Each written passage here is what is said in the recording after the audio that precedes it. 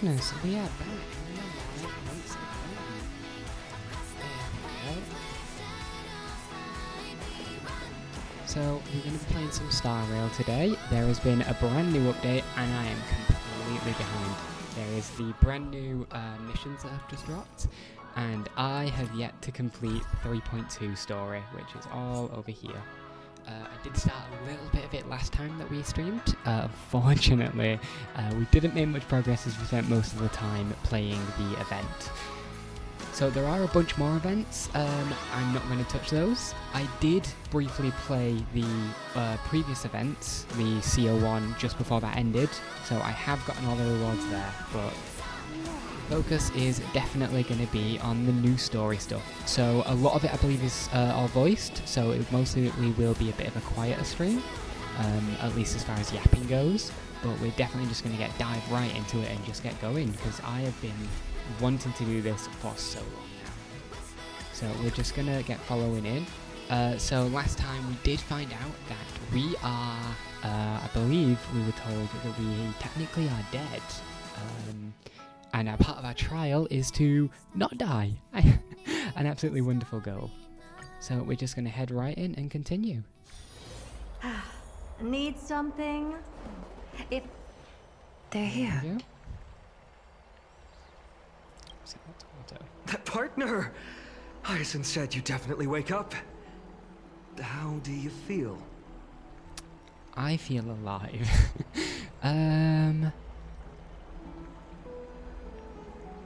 Yeah, everybody knows. Yeah. Please forgive me. You've completed the trial of time, and I have to admit that the process went better than I expected. Even in the end, that Titan's heart still showed a soft spot for humankind. However, I never expected that two people who have cheated death would appear in Akima at the same time. Two people? That's what we have been talking about.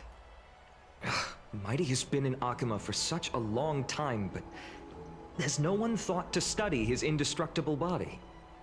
If there were even any minor breakthroughs, we wouldn't be as clueless as we are right now.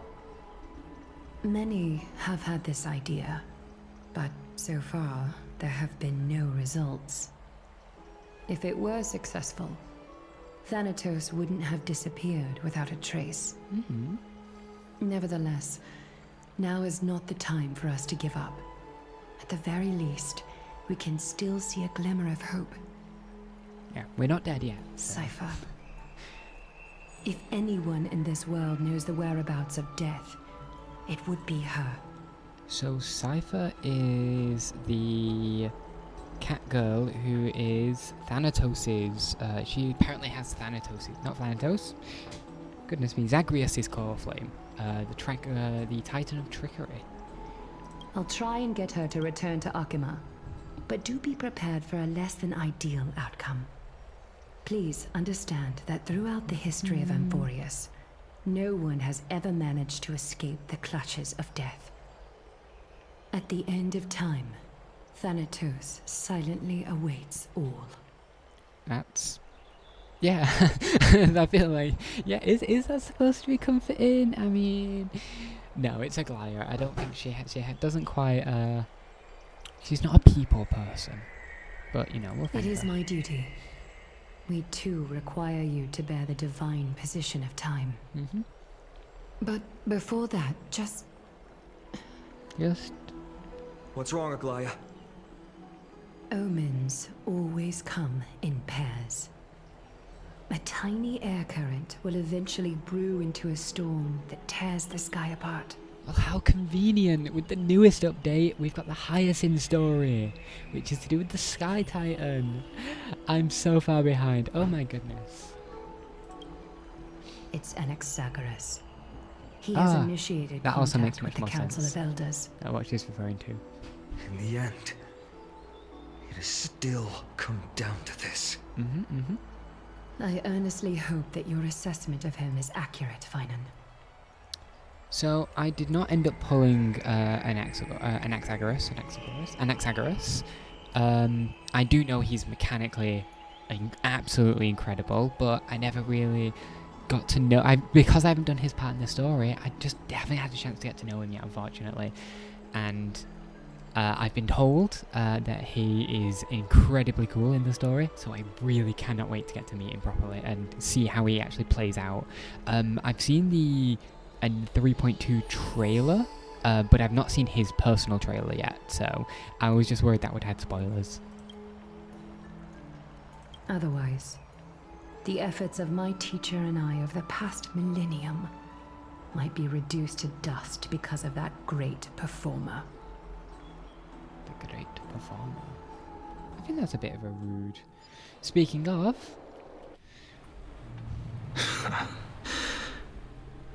I'm back here again. I remember this dream.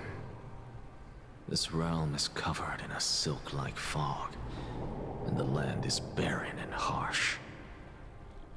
The crowd of travelers leaves tracks everywhere. Hey! Excuse me! What is this place? Where in Anthorius are we? Wait. How long ago did that say it was? Yeah, not long ago. He just in a dream world. The mutters of the traveler are in a language I'm unable to comprehend. Or perhaps they're just distracted and ignored my question. So the way that the background and the way these travelers are presented, it does give me very similar... It reminds me of Tiernan and Acheron, and everything happened there with Acheron passing on, ferrying on the souls. But I don't think that would be applicable here. I just think it just happens to have similar theming. Tell me, which Titan reigns over this land? And how do I find them?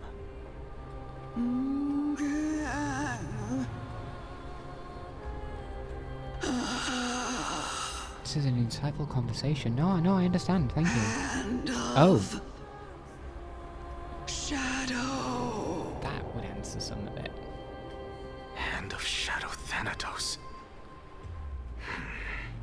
Could this possibly be the Netherrealm? Not Netherrealm. Then where is this? River of Souls? The outskirts of the Netherrealm? Are you heading downstream toward the Netherrealm? The Netherrealm. Nothing but an illusion. Titan rejects you, me. Thanatos is rejecting people? That seems Listen. out of character. What? The traveler lifts their wrinkled fingers and remains silent. I look in the direction they are pointing and listen closely. There. A massive shadow brought the sound of rushing tides. The sound of tides. I can hear it.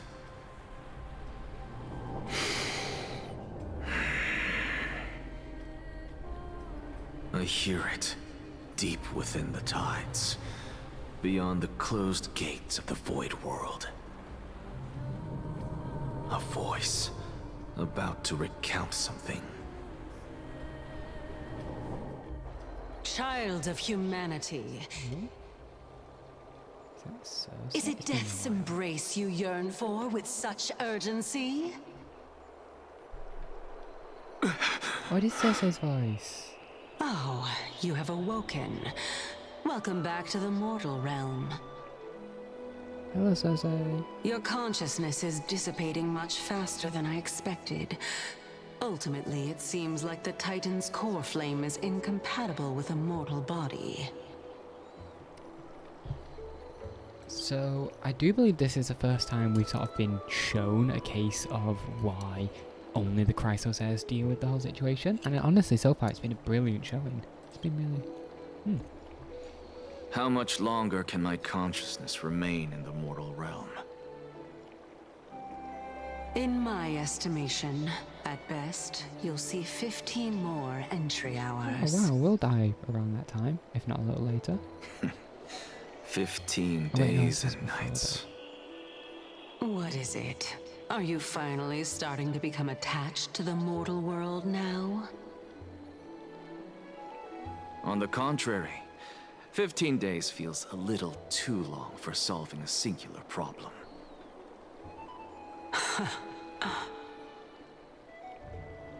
Stop giggling. It's time for us to go. The messenger from the Council of Elders is almost here. Let me ask you one more question. Are you really planning to betray Aglaya's will? I do personally have my doubts on the whole situation. Aglaya very much feels like someone who would happily play every side in order to achieve his own goals. And it just so happens that thus far his goals have aligned with the, to an extent, with the Chrysosers. I don't think he'd, fall for any tricks the council would set. But we'll find out. I have hope for Anaxagoras. What betrayal is there to speak of when I was never loyal to her to begin with?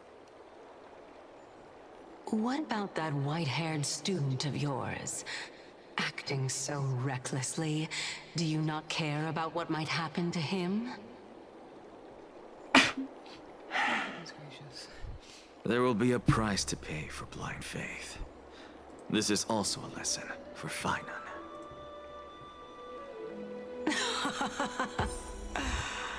You truly are a strict teacher. Here we are. An afternoon's dialogue. Of course. This is how I've always been. Oh, no more extra dialogue. Is there a shortcut? Nope. Just go up this way. Da-da-da.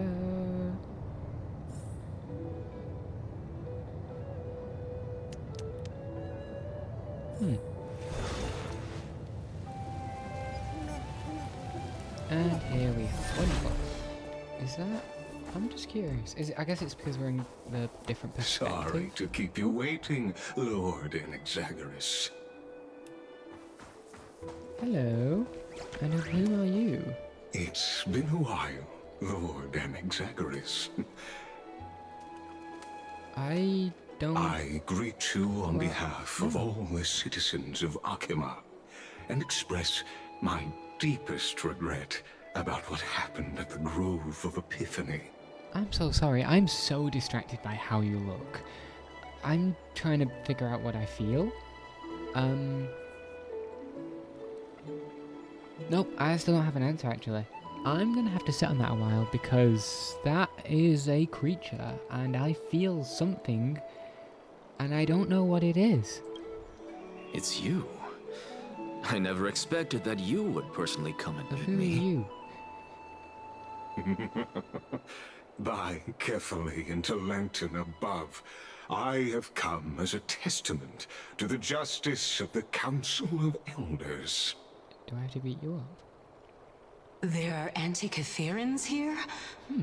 They have been a rare sight ever since the Chrysos War. Antikytheran. I extend to you my utmost respect, revered Titan.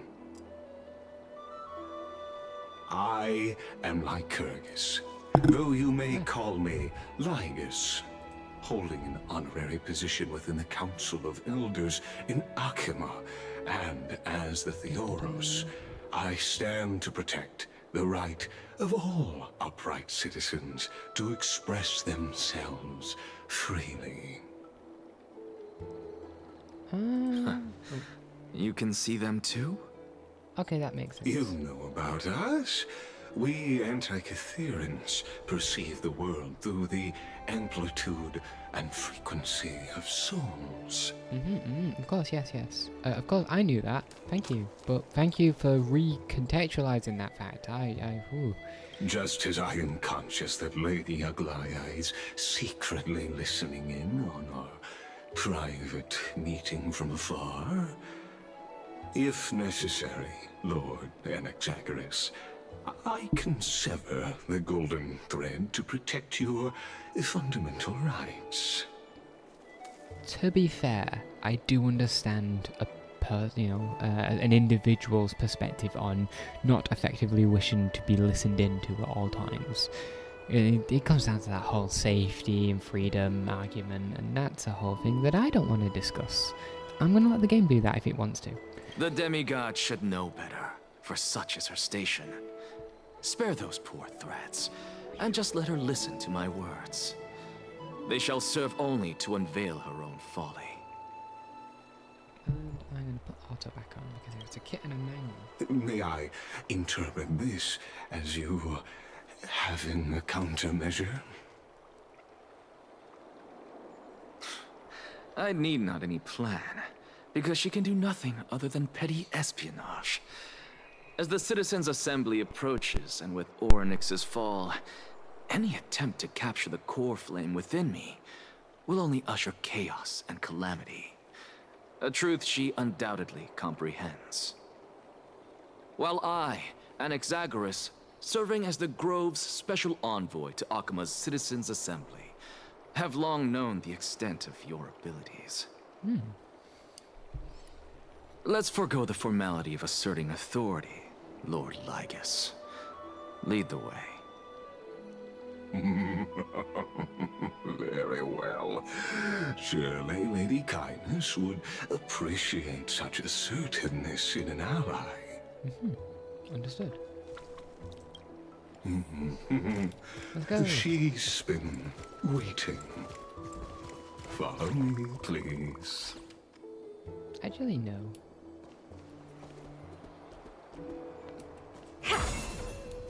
Anywho, let's continue. Is there something on your mind, Lord Anaxagoras? Nothing, really. It's just a question that I contemplate every time before I ascend to Dawncloud. For the Titans, does the falling equate to death? A pondering truly deep. Time is on our side. Do you mind sharing your reflections with me? I don't think...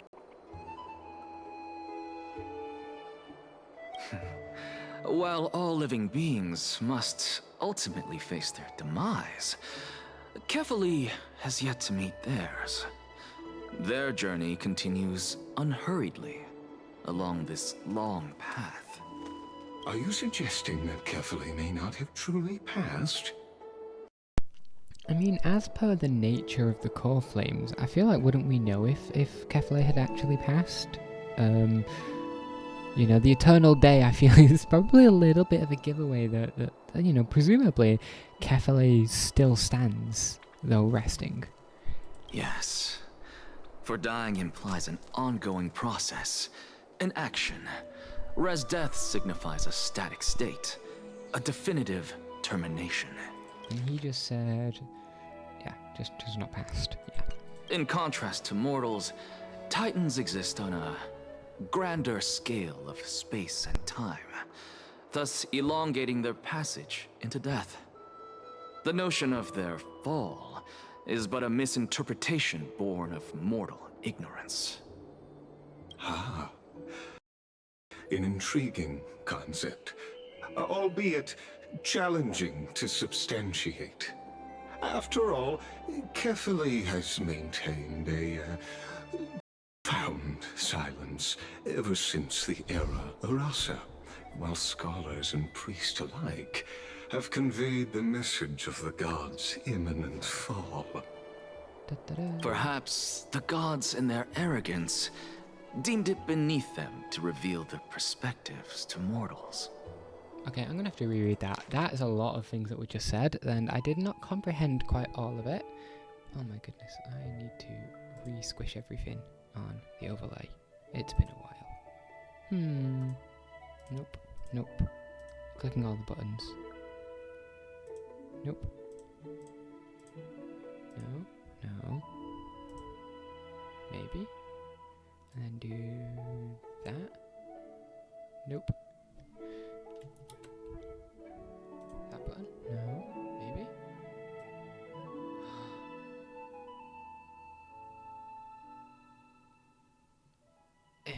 Okay, and now I can't too many things. And if I try and drag it... Ah, there we go. There we go. That's the best I can do. Da-da-da. Okay, right. Let's click this. Ah, an intriguing... Intriguing concept, albeit challenging to substantiate. After all, Kefale has maintained a profound silence since the era, yep, and scholars and priests have conveyed the message of the imminent fall, yes. I cannot recall what Janus's prophecy was, but I do believe it was something akin to mentioning of the Flame Chase journey itself. So it would make sense. Yeah, so it does fit in that we know that people have said, you know, the gods will fall. But we don't know what's actually going on with Kefale because, as I mentioned earlier, the dawn still stays. Okhama is still a city in perpetual daytime. So there is definitely some evidence because I believe it was mentioned that if a core flame is left untouched, the power just, it isn't managed and things don't go well from there. So the fact that that hasn't happened again still implies Kefale is not completely dead. Could you elaborate on your statement? Circes, the kin of the Skyfather as recounted in myths, now resides within my brain. Were I to inquire, Kefale would have no cause to refuse.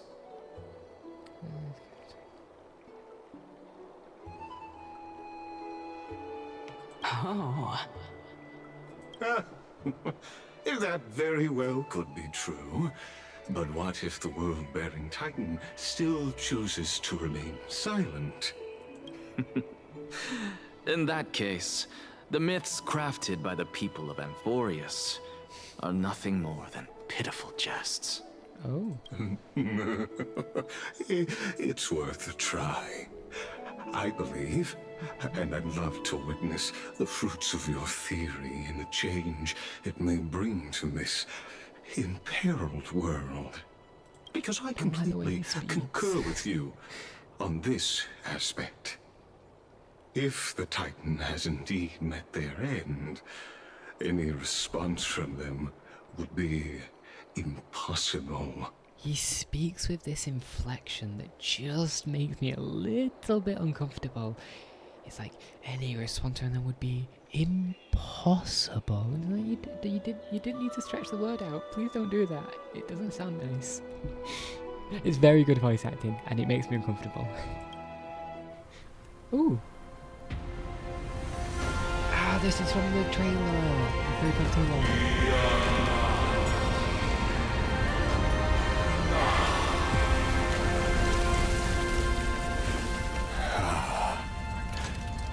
Please, Professor. Ooh. The children of humanity have indeed created a spectacle. Welcome to Dawn Cloud. The atmosphere here carries a greater sense of solemnity than the mundane clamor of the Marmorial Palace, with entry permitted only to the invited.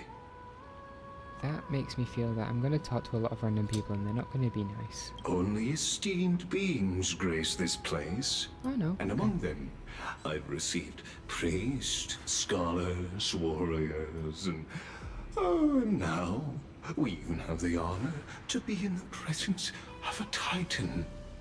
Oh, what a joyous occasion. Once deemed a blasphemer, now a surrogate for revered divinity. The honor should rightfully be mine, shouldn't it?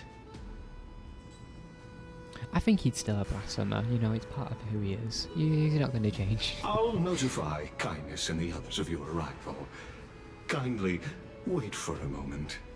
A soldier will be here to guide you shortly. It would have been quite a while ago, but if I recall, I think Kindness was the old lady who Aglaya had a conversation with, and if I recall, Kindness had implied that they'd effectively assassinated previous Chrysos before they had the chance to become demigods. But yeah, that's my recollection. If that's correct, then I don't want to deal with her. So we'll find out. In the meanwhile, you're welcome to explore the vicinity, but kindly remain within the guard's view. Delaying the crucial meeting is something none of us wish to see, I presume. I'm going to have to disagree with you there, Mr. Liger, sir. I'm going to go and speak to lots of the people around here to get their opinions on things, because I think speaking to people is very interesting. I'm well aware of Kindness's methods. There's no need to emphasize that. As you wish.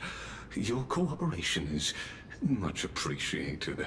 I'm going to immediately not cooperate. Thank you very much. Alas, I had hoped for a brilliant plan from you, but it turns out you just left one cage to enter another. Save your concerns. I know very well what I'm doing. I shall depart to explore the surroundings then. Now that I look around, I wonder if there are any murals bearing my portrait around here. I'm quite intrigued to see how the children of humanity beyond the grove perceive another Titan. Off you go. I won't be joining you. This Titan appears to be quite at ease. I should investigate the Council of Elders' recent activities first.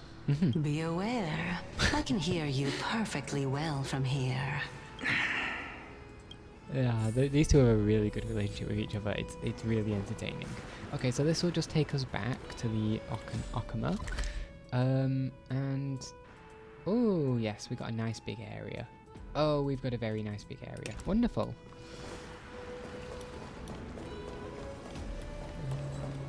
Hello? No listen prompt? Okay, no problem. We are going to listen to it. Oh, where's all my lore? Okay. The golden liquid within the holy candle rises and falls, while the surrounding plants seem to sway gently in response to its rhythm. Chest. Thank you. Alright, to the other side. Yes.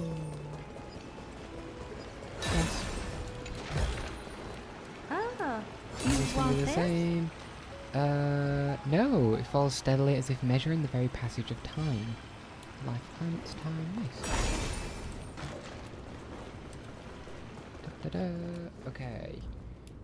And now we move onwards to the next set of stairs to get distracted at. Which, actually, no, this is actually the progression. Okay, wonderful.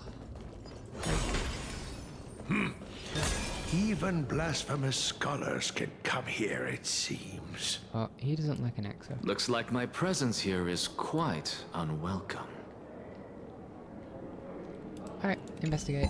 Oh, Barrack Leo. Ho ho ho, let's see. Who has come to visit my majestic self again? A warrior from the Outlands. Does Buca Leonis lie? Okama's citizens shake their heads. Does Buca Leonis know all the riddles and answers in Okama? Okama's citizens nod their heads. By Circe, allow me to test you with a stumper. We shall see how your grasp on intellect fares. Alright, yeah, let's do it. Listen closely. It's well known that Okama is home to many delightful creatures. But which one is the most beloved by the citizens? I never turn away from a genuine praise. Warrior from Outlands, boldly speak your answer. Okay, so based on the first part of this conversation, the answer should be number 5, I suspect. The chimeras are obviously adorable, we love them. The bumping seals, also adorable. Dromas are great, and I do think Mem is the greatest of these options here. But, you know, in order to appease the Verax, I'm going to select option 5. Yes, yes, the creature most beloved by the citizens of Okama is, of course, this very lion. There are 2 ways to approach this riddle. First, As a citizen skilled in socializing, one must know the perfect moment to compliment others during conversation. That's the true art of chatting. As for the second reason, well, I have been adorable since childbirth. I'm sure. And the world is just a gargantuan sandbox game. Within a person's lifetime, they can only involve themselves in 1/trillionth of the known universe. And that known universe does not extend past this doorway. Oh. Nope. How do I do things? How do I take this away? Nope. How do I... No. I don't know how to do it. There we go. Done.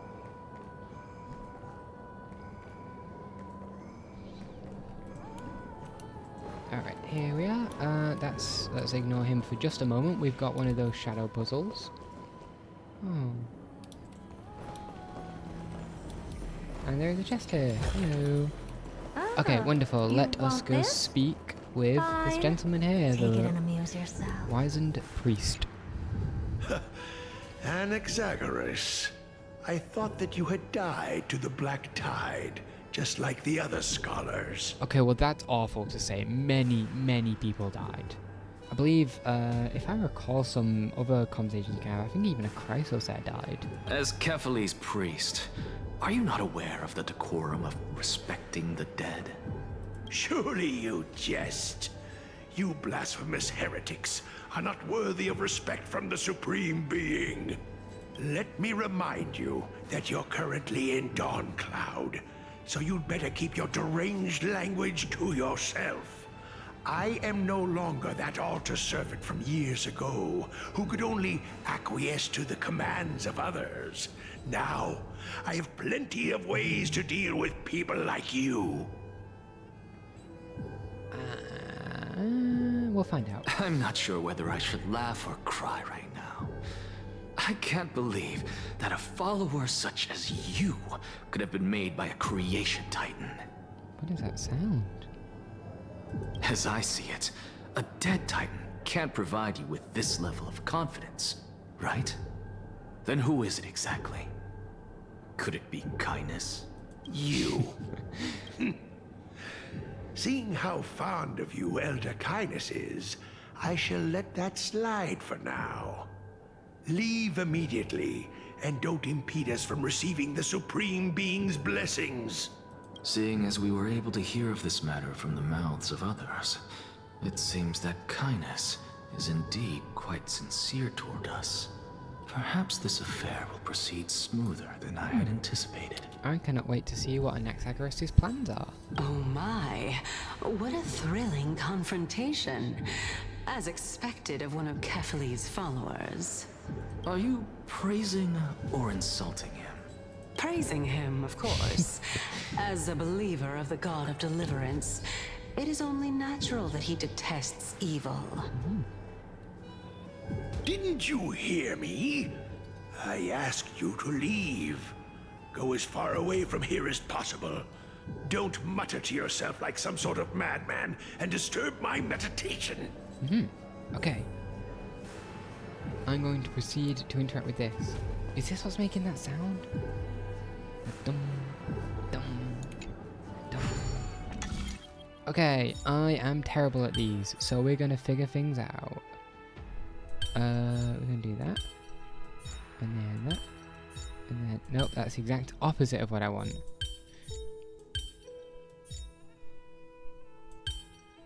Nope. I'm so bad at these. Okay, what pieces do I have? I have these. Could I just do this? I can just do that. Wonderful. Came up with this. I have Seriously, indeed mastered go the rewrite art of shapes. And in return, I've been given a 4-star item. Anyway, moving on. Da da da da. Oh, and it was that was making the sound. Okay, let's not do dialogue near one of those again.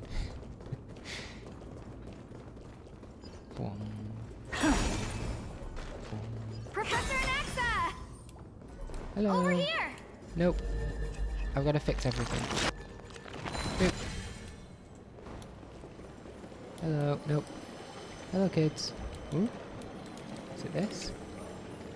You gaze at the golden liquid rising and falling within the holy candle. The images on the mural flicker in the shifting light, but your name does not appear again. And which message here? Yep, the same message as before. Wonderful. Oh, hello. This is the one you gotta move the people. We can do it. This will be easy. Okay, we've got 7 movements and we need to get here. So we can go 1, 2, fall. 3, 4, 5, 6. Nope, that won't work. No, what I need, brain function. I need the 7th turn to end on this. And then in that same amount, okay, so I go 1, 2, 3, 4, 5, 6, 7. No? 3, 4, 5, 6. Let's just do things and that'll help me visualize it a little bit easier. Oh, I know what I could do instead. I feel like a fool. 1, 2, 3, 4, 6, 7. Okay. We fall, and then we go 1, 2, 3. We go back a little bit, and there we go. Yay! Wonderful. Puzzles. Oh, you want this? Thank you. Fine. Take it and amuse yourself. Is that another Leo? It is. Hello. Oh, oh, oh. Let's see who has come to visit my majestic self again. A warrior from Outlands. Is this the same as before? Oh, I think he made... Did he typo? And because I was clicking it because... I just did this. Oh, I feel like a fool. No, I'm just clicking because I thought it was the same, but it is definitely not the same. Yeah, same. He does not lie, and does he know the answers? They nod. Does it allow you to test me with a stumper? We shall test how my grasp on intellect fares. Wonderful. So let me ask you, who is the wisest in all Emporius? It's you, of course. You are, without a doubt, the wisest person in all Emporius. The warrior from Outland, are you perhaps lacking in confidence? To me, you're worthy of every noble title in the world. I am famous for speaking with utmost care, and would never offer flattery lightly. But your remarkable qualities shine so brightly that I cannot help but praise you. Where did you learn to speak so eloquently? Ah, surely the warrior from Outland hasn't grown tired of hearing this by now. Here in Dawncloud, the speech platform is overflowing with grandiose, hollow praise. Oh.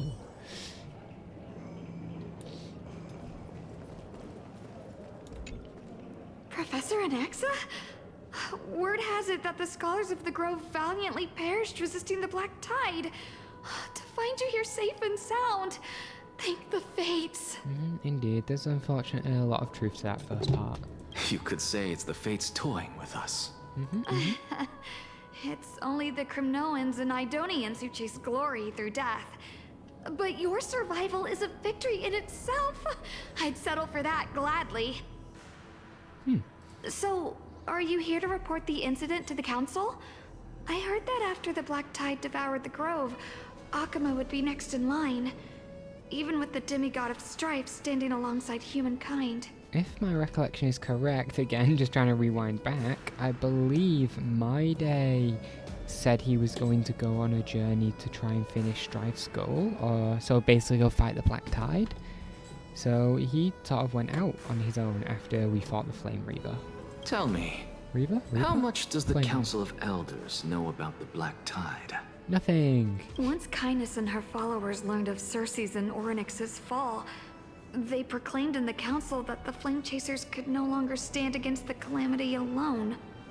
Yet, when the Crown Prince ascended to godhood and repelled the Black Tide, she immediately altered her tune, declaring that all was resolved beyond Akama, with the only remaining menace now being Aglaya and her adherents.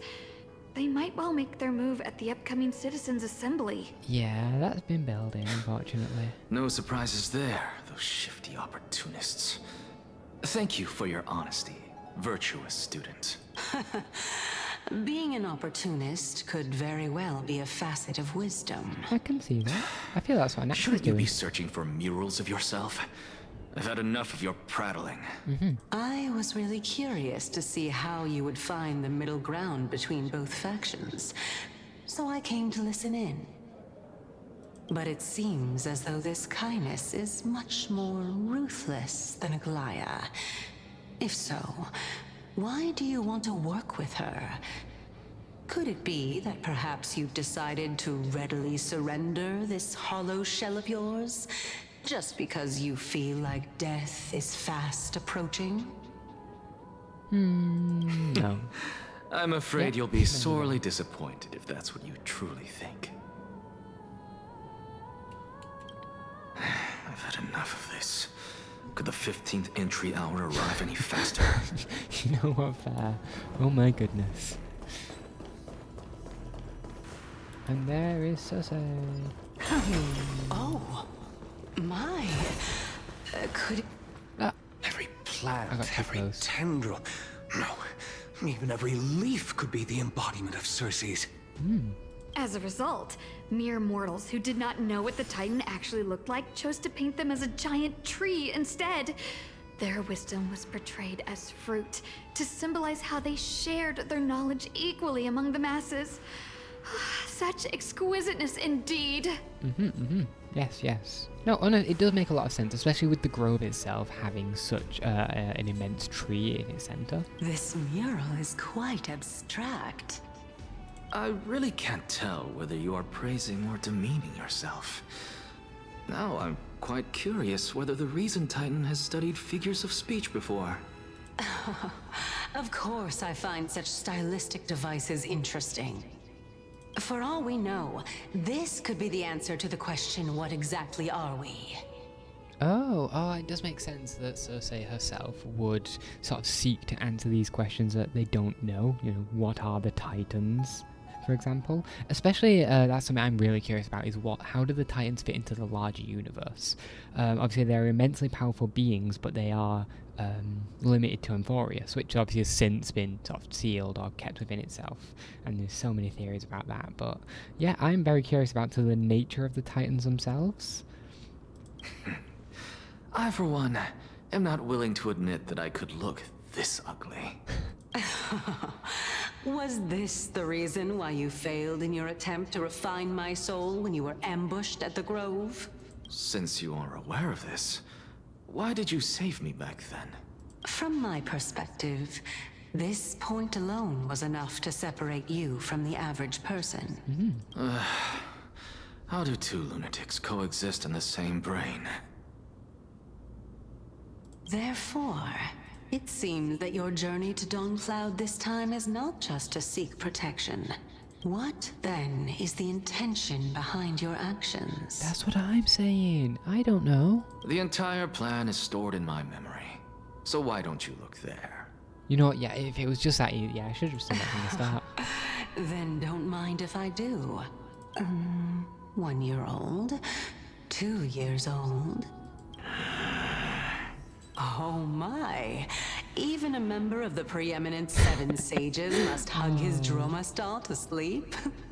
How interesting. That is adorable. Oh my goodness. Oh. I knew Anaxa liked Dromas, but I didn't realize. Oh. That's enough. How unusual. Your soul is actually trembling. This must mean that behind this toy hides a secret that nobody knows, right? Since our days are both numbered, I don't mind telling you more about it. Yes, please do. This is a present that my sister gave to me. It's a doll that was made to look like our family pet. Oh, that's cute. So there are other members in your family, eh? Are they also living in Akama? I'm gonna be doubtful of that now. Don't you just love to pick through my brain? Go on, continue flipping through my memories. It won't take long. You'll discover the answer when you reach the memories of when I was 5. Oh, I don't think any of them are around anymore. That's unfortunate. Oh, the black tide is everywhere. I can't bear to look. When I was young, I couldn't accept this outcome either. Georios, Aquila, Kefali, and you, of course. Although I prayed to every titan that I could think of for help, my efforts were ultimately futile. This, it just gives me some, like, reminds me somewhat of what Sunday said, where when there are no gods to turn to, where do you turn for answers? And very much in the same way, Anaxa had that experience that Sunday, you know, well misguided, attempted to combat by, you know, he prayed to all the titans and he never received anything in return. This...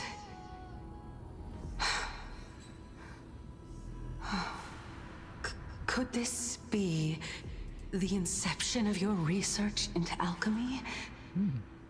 Indeed it was. Everything started from that verdant courtyard of yours.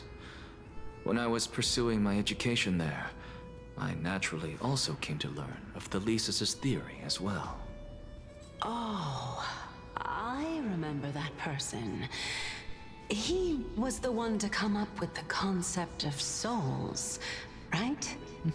Not only that, he also believed that life, as well as the composition, movement, and transformation of matter, all stem from souls themselves. This is why I thought that, since all living things stemmed from the same origin, why could I not sacrifice myself in order to resurrect my nearest and dearest? Oh my goodness. Okay. Anaxa, you... I did it, teacher! But this is absolute blasphemy. Regardless of how much freedom the Grove provides, such an act could cause you to be burned at the pyre. Your beloved, where is she now? Send her away from the Grove at once, to a place where nobody will ever be able to find her. Otherwise, the both of us will be judged by the Council of the Seven Sages. Yeah, he succeeded. Oh my goodness. Calm down, teacher. My sister, she's still not in the mortal realm. Oh. Even to this day. What do you mean?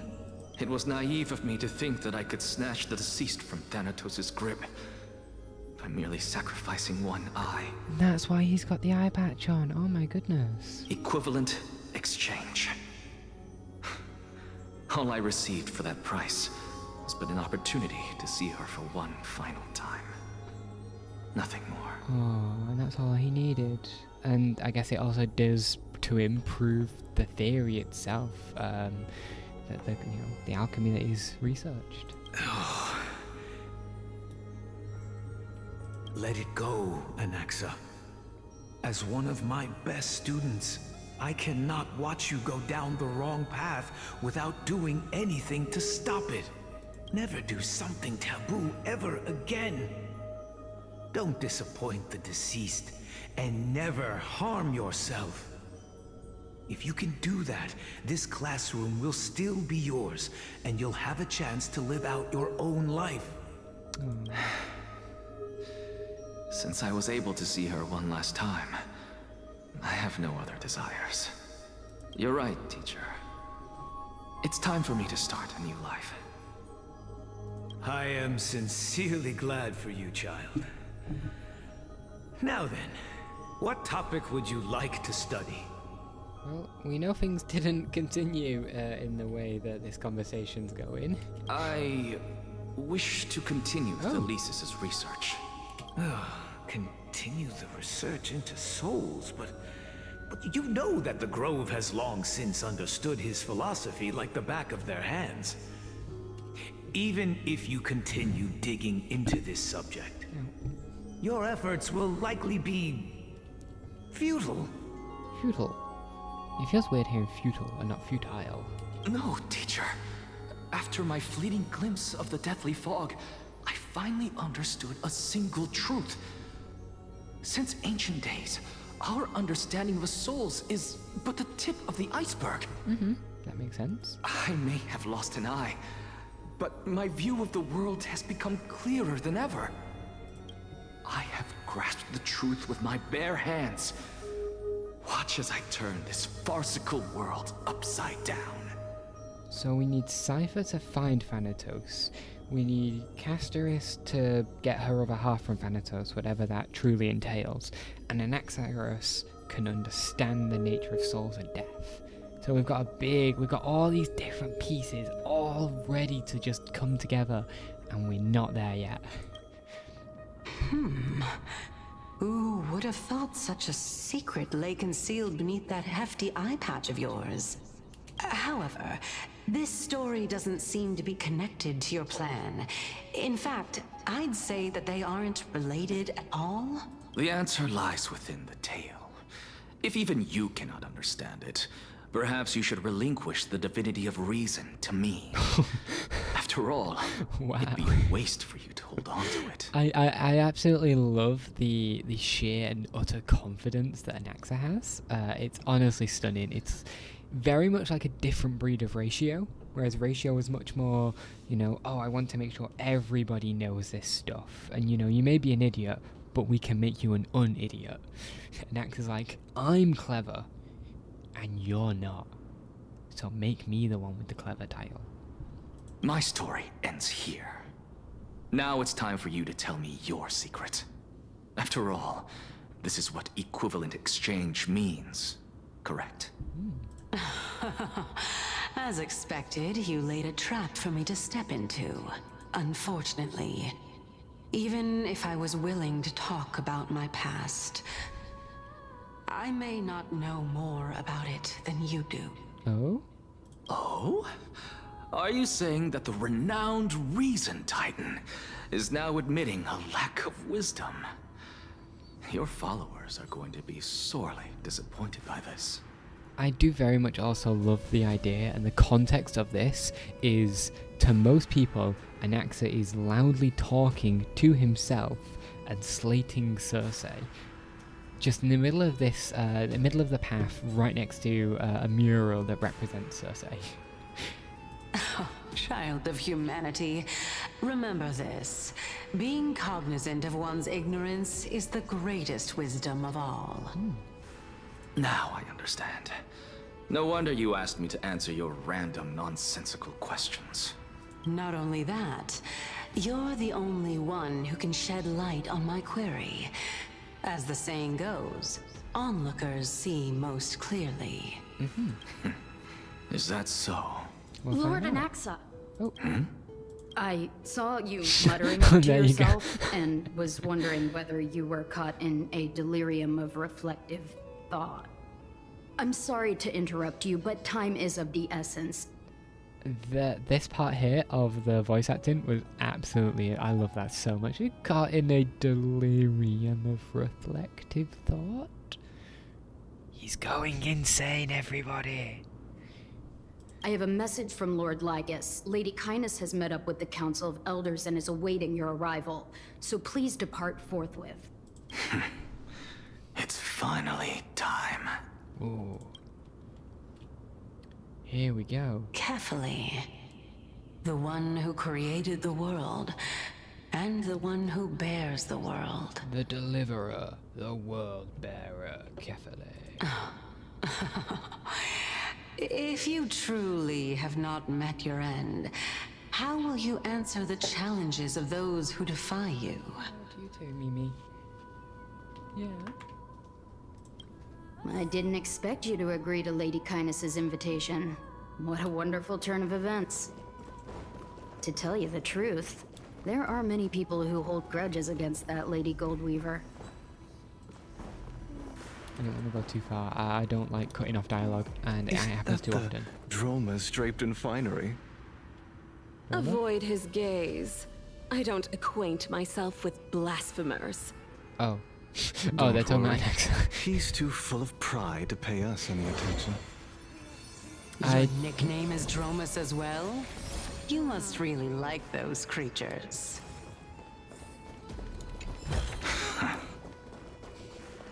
I'm so one-track minded. I heard Dromas and my first reaction was to look around and find the Droma. Law. Here the world-bearing Skyfather spilled their blood into the mortal lake. The golden blood flows down with spring waters as dawn rises with the mists. No words ever break the solemn silence, and the volcano's heart beats no more. The great lake cradled by a volcano. Wonderful. Off we go. Butterfly. Okay, follow me, sailor. How many have we braved and how many reefs have we crossed? Surely you remember those nights we kept watch on the mast? The pure moonlight spilling over the sails, the ship gently rocking as it glided across the dark sea. In those moments, I even dreamed of becoming a hero. Did you feel the same? Yes, yes. And now we are finally setting a sail again. Are you ready, sailors? Aye, aye, Captain. I can't hear you. Aye, aye, Captain. Oh, he's gone. Okay, I didn't anticipate that, I'll be completely honest. But we appreciate a SpongeBob reference in Star Rail. Is it just the one? It is just the one. Back. Yes. A student of Empedocles? I hear that his views run counter to the Venerationists. This is what being a scholar is about. A collision of ideas only occurs when there are differences in beliefs, and it is such collisions that lead to progress. Yet, in my view, there are only right and wrong perspectives. Lord Lygus and Lady Kindness are Did just it ahead. again. I thought I was keeping adequate I'll distance. take my leave for now. No. Okay. You look so talkable. Hello, strict garment maker. I definitely will not have enough. I've had a lot in this area this far. No listening prompts. That's really surprising so far. Butterflies? No. Anywho, to the puzzle. To the puzzle. The puzzle is accessing the puzzle. I've been stumped. Okay, so we have 7 moves again. We have to have them. We have to drop down there. We have to drop down here and then move left here. So what we need is either for them to end on the button or step over the button as we step over this spot. Regardless. So 1, 2, 3. Oh no, it's to the bottom, right? So 1, 2, 3, 4, 5, 6, 7. I could do 4. No, because then I'd have to get all the way there myself. So I have to be able to put them down here and still get back up. And if I just have them going back and forth here, it'd take too long to go right, up, left, down, left, down. Okay. We're going to think about this. We're going to do this. We can do a puzzle. Puzzles are easy, right? Haha. Go 1, 2, 3, 4, 5, 6, 7. Oh, I could do that. 1, 2, 3, 4, 5, 6, 7.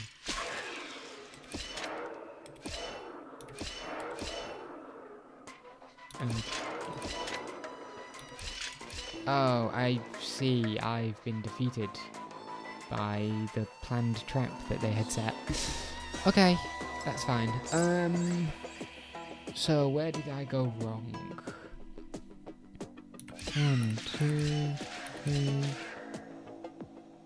4, 5, 6, 7. 4, 5, 6, 7.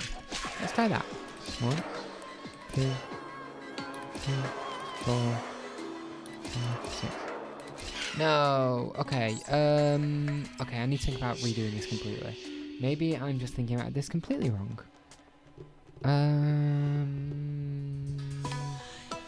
So I can get them to end there, but I need to be able to retreat up here. So if I go 1, 2, 3, 4, and 5. And if I end here, I can go 1. Because I'd crash with them, wouldn't I? Let me double check. I'm thinking too much. Oh, no, I don't want to do it that way. I want to go 1, 2, 3, 4, 5, 6, 7.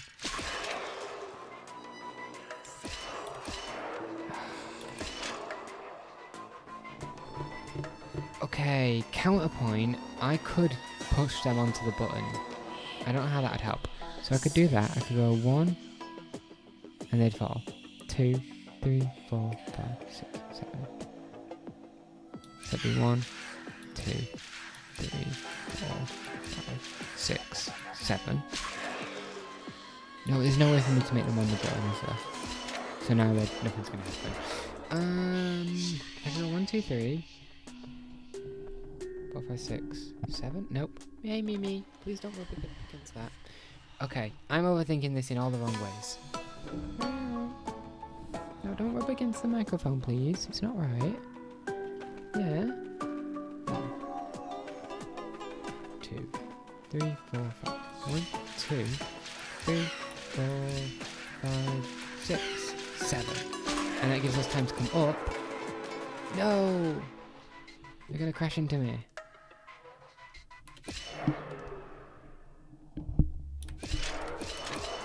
And I've fallen for it again. Okay. Move me. Thank you.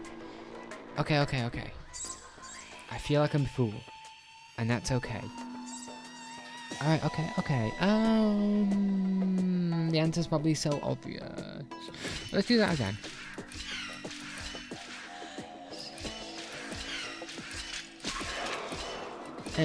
Nope. Okay, yeah, that definitely does it. Yeah, you do just die if they touch you. Unmade by your past self. I go 1, 2, 3, 4, 5, 6, 7. I could do that. Let's do this. No.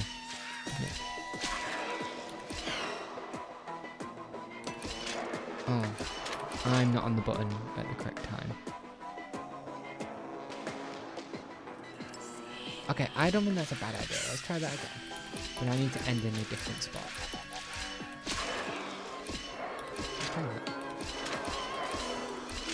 Yes, I did it. Nice. Okay. Puzzles. Easy. We've got this. Ba-dum. Thank you. Oh, Yeah, you and want these this? these the Fine. trophies. Take it and amuse yourself. Thank you. Oh. Don't these give you like a little buff?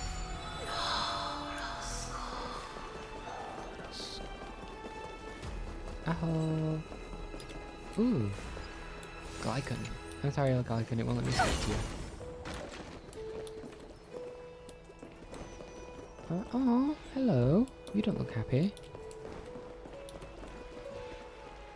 Ulysses.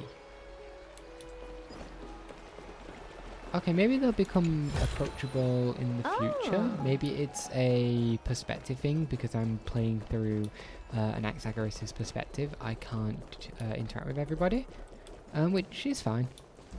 It's intended that way.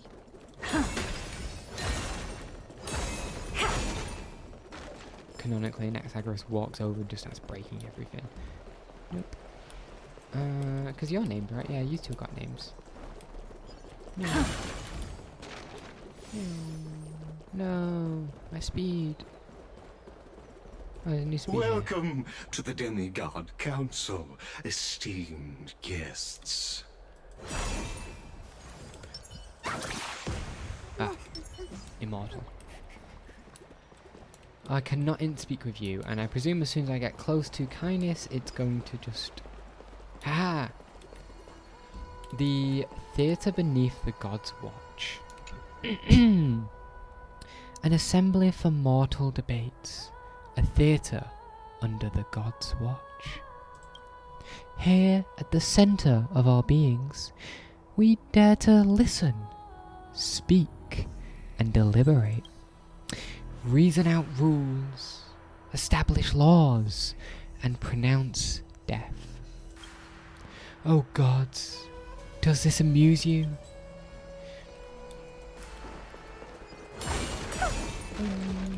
Loot. And there's a waypoint here. Let's just grab that first. And then I'll go speak with Kindness, even though the story definitely will bring me over here towards the giant space cube that I'm going to pretend I don't see. No, I don't see it. Stop. Hello, Kindness. Ah, yes. Lord proximity. Anaxagoras. Oh, I've heard so much about you. Head of the Nusporists of the Grove of Epiphany, notorious blasphemer, a Chrysos heir who bears Circe's core flame, a survivor of the Grove calamity. Did I miss anything? Well, if so, please be so kind as to enlighten me. Let's find out. Since Lady Kindness is already well acquainted with me, he definitely has I more won't titles. waste any effort introducing myself again. But then again, perhaps the customs are different here. Back in my hometown, there is a form of etiquette known as honoring guests. The host will welcome their guest with warm hospitality by treating them to fine wine and a cozy bed. Just how far can you push them? Let's find out. And yet, ever since I arrived, I have not been welcomed with warm courtesy or ceremonial gifts. Instead, I am met with intense scrutiny. Even more absurd, the host has sharpened their blade and instructed their servants to lie in wait in the shadows. Perhaps you intend to cut open my heart, retrieve the core flame, and then hold a grand feast for all of the guests. I don't think that would work, but I appreciate the sentiment. Everyone, stand down. Thank you for understanding. I am but a feeble scholar who is not used to the stench of avarice and blood. Okay, we need to review that line. Oh, Anaxa's saying that he's not used to the stench of avarice. How believable is that statement? It's not. No need to be humble, my lord. From my perspective, your courage and gumption are worthy of the reputation of the Seven Sages. Your bravery is more than adequate to accomplish our perilous endeavor. So, you wish to start a war? Well, since the Chrysos heirs are calling for war, we will respond in kind. Conflict is inevitable. Since Aglaya endeavors to suppress the virtuous commoners with blood of gold, we will not hesitate to display the rights and mettle the citizens of Akima are so entitled to. As to your question of whether peace is still a viable option, well, to that I can only say this. Everything hinges on the next citizens' assembly and whether they have a sudden epiphany amid the clamor of the masses. That's a masked phrase if I've ever seen it. Whether they have a sudden epiphany. Oh wow, they just had this sudden epiphany, and all of a sudden it fits in line with what Kindness wants. Oh, what Kindness wants. And since you, as a Chrysos heir, accepted our invitation, you have indeed given us a glimmer of hope. What brazen arrogance. What you're saying right now is worlds apart from what you were saying before you retired your cleaners. I don't deny it. After all, they're responsible for cleaning up any threats, and just a moment ago, you were on the side of the Chrysos heirs. But now that you're an ally of ours, we can continue talking somewhere else. As you know, these walls have ears. I was fortunate enough to have the opportunity to discuss a treatise about the Venerationists with your teacher, Empedocles. We're not accidentally activating new It dialogue. seems you subscribe to the Nusporists instead, Lord Anaxa. I've heard that this school of thought is one with many detractors. It's normal for ideas to have supporters and dissenters, just like how there are two types of people in this Wow. world: He's straight to the point. geniuses and dimwits. Okay, we can go. To the mysterious space cube.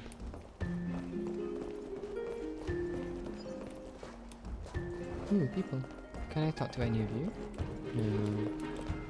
Okay, well I can ignore kindness. And go do the puzzles. Wonderful.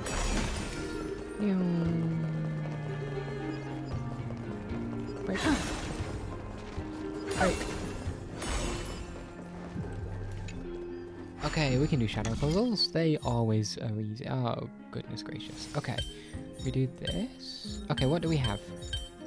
We have the 4 squares. We could do this for 1. Do this here. Do this here. And then do this here. Nope. Denied. Wrong. Bad. So I need to get rid of this shape and that. Okay, it's all wrong. Okay, what makes the most sense is placed in this center. So let's try that. And then we need to get rid of the top though. Because we can do that. Nope, because then that gives us the W thing. Maybe I shouldn't be given puzzles. This is what today has proven. I shouldn't be given. Give me toddler's puzzles. I could probably take those. We do this, that, and that. No, don't give me a hint. I can do it. See? I can do it. Woo! Puzzles. Oh. I go to the other side. Under the space cube. Hey, careful, eh? Look at all the Titan orbs. Chest.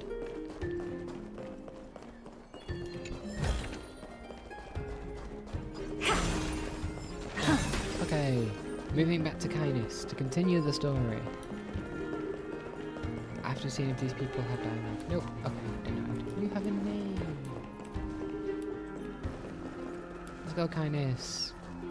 Welcome back to the hub of the Demigod Council, Lord Anaxagoras. Surely you remember that countless eloquent orators have stood in this spot before and emerged victorious by stoking public sentiment with their words. And yet there have also been innumerable blasphemous philosophers who set themselves up for failure because they refused to defend their actions.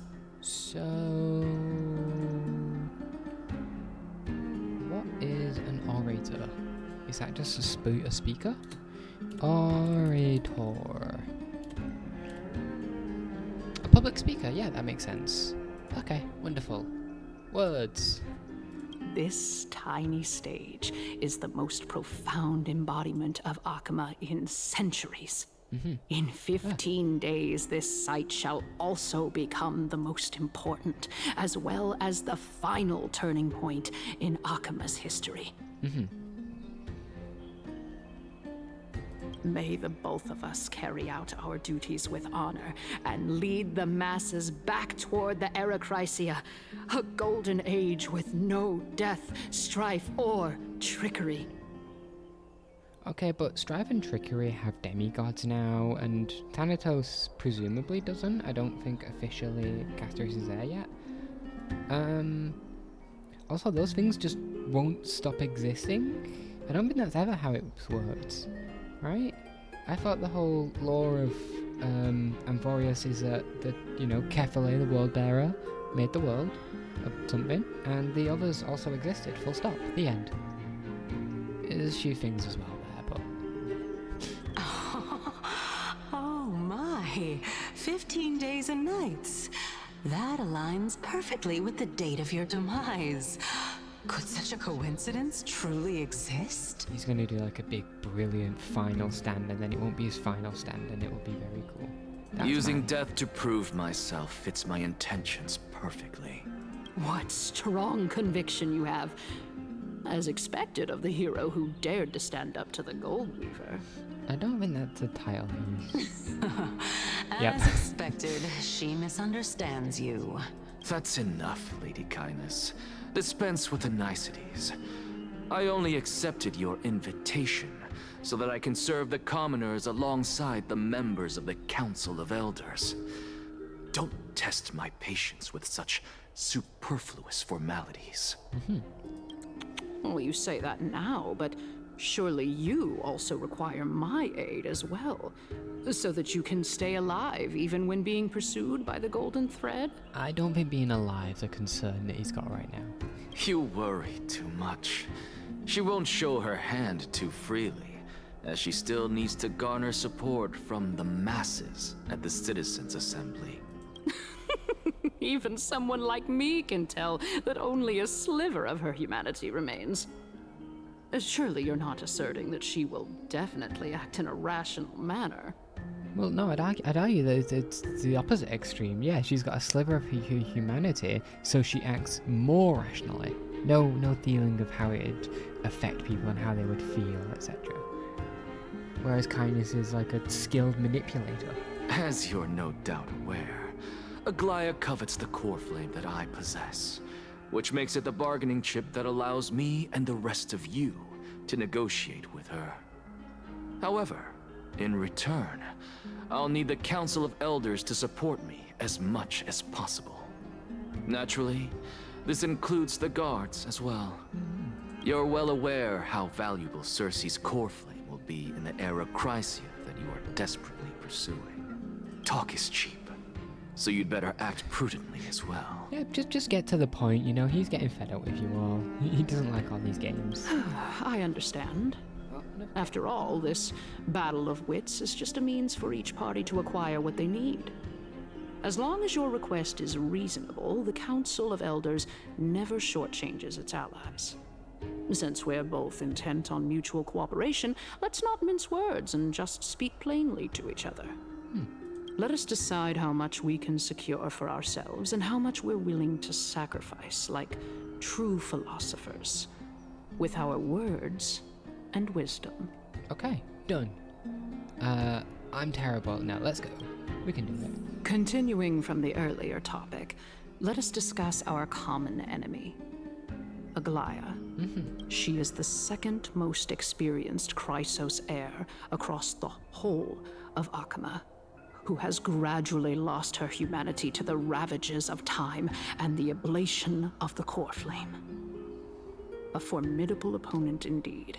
Yes, thank you for telling me this information about Aglaya that we definitely didn't know, but thank you for the reminder. Admittedly, there is ample reason for her to take your life. Yet your previous reasoning is quite sound. As a seasoned political animal, it's unclear whether she will actually cross that irreversible boundary. Moreover, she still needs you alive so that the Titan's trial can be completed. Is there anyone present who can swear by the sacred vow of Kefali and guarantee that you weren't in league with that woman before coming here? I clicked. Are you just trying to pull the wool over our eyes and aid her in her savagery? She's prepared to execute me, and she just needs vassals who will do her bidding without question. We've said this point one a lot to her already, right? Anyone who can swear a sacred vow of Kefali and guarantee you weren't in league with her before coming here. She just needs vassals. Her savagery. I don't see how this actually answers the question. Like, it's not that it's an invalid point, it's that it isn't actually answering this, what's being said. Like, the top point, her being prepared to execute me, fits perfectly in line with saying, oh, well, I'm not just trying to work with her because she's literally ready to kill me. But, you know, oh, I'm not trying to work with her because she just needs vassals who will do her bidding. Oh, I see, you're saying he'd be a terrible ally. I feel like a fool. He's saying he would be a terrible ally, which is true. We're going to go with the bottom one because I feel the first point has been said a lot so far. If Aglaya required a suitably intelligent Chrysos heir, then I'm the best fit for her needs. However, it's quite evident that she has no need for a Chrysos heir who could break free of her control at any time. Since I believe in neither Titans nor the prophecy, there's no way that I would willingly walk on the path that she extols. Given how rigorously she enforces her principles, how would she ever accept a heretic such as me? I understand what you mean. At the very least, the both of us agree that this tyrant who wallows in extravagance and greed is the greatest threat to achieving peace in Akama. The Council of Elders is willing to defend your right to live, just as we defend every oppressed citizen. They're not doing the greatest job. In fact, some would even say, you know, they've got their own agenda. But hey, the sentiment is there, right? However, I regret to say that sentiments in favor of the Chrysos heirs and Aglaya are only growing in magnitude. The peace that we are aspiring toward, as well as everything that we hold dear, will be destroyed completely. The city will be burned to ashes, and the citizens' blood will be shed. So my understanding of the whole situation that we're in right now is that the whole point of the Flame Chase journey is it will effectively save the world. It will stop the Black Tide. The Titans will all obviously have demigods, and the world will be saved is the ultimate goal. Whereas Kynes doesn't want it, because my understanding is she wants control of the people. Now, if she did win and she took control of the situation, I don't see then how she would prevent the Black Tide from just wiping them all out and the world would just end. At least I don't think it's been put forward what Kynes' actual plan is for such a case. And if so, I've merely forgotten. Tell me, what are you willing to do for our esteemed citizens so that they can vanquish the enemies of our fine city? So that's her plan. She doesn't have a plan. she does not have a definitive answer for what I was just asking. Okay.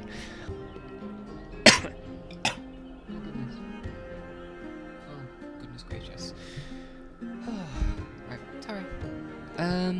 So garnering my support is equivalent to garnering the support of the entire Grove.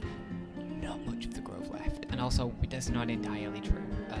We know that he's a heretic, and not many in the Grove don't follow him, so I don't think that's right. And I will be the one to shatter Aglaya's self-righteousness.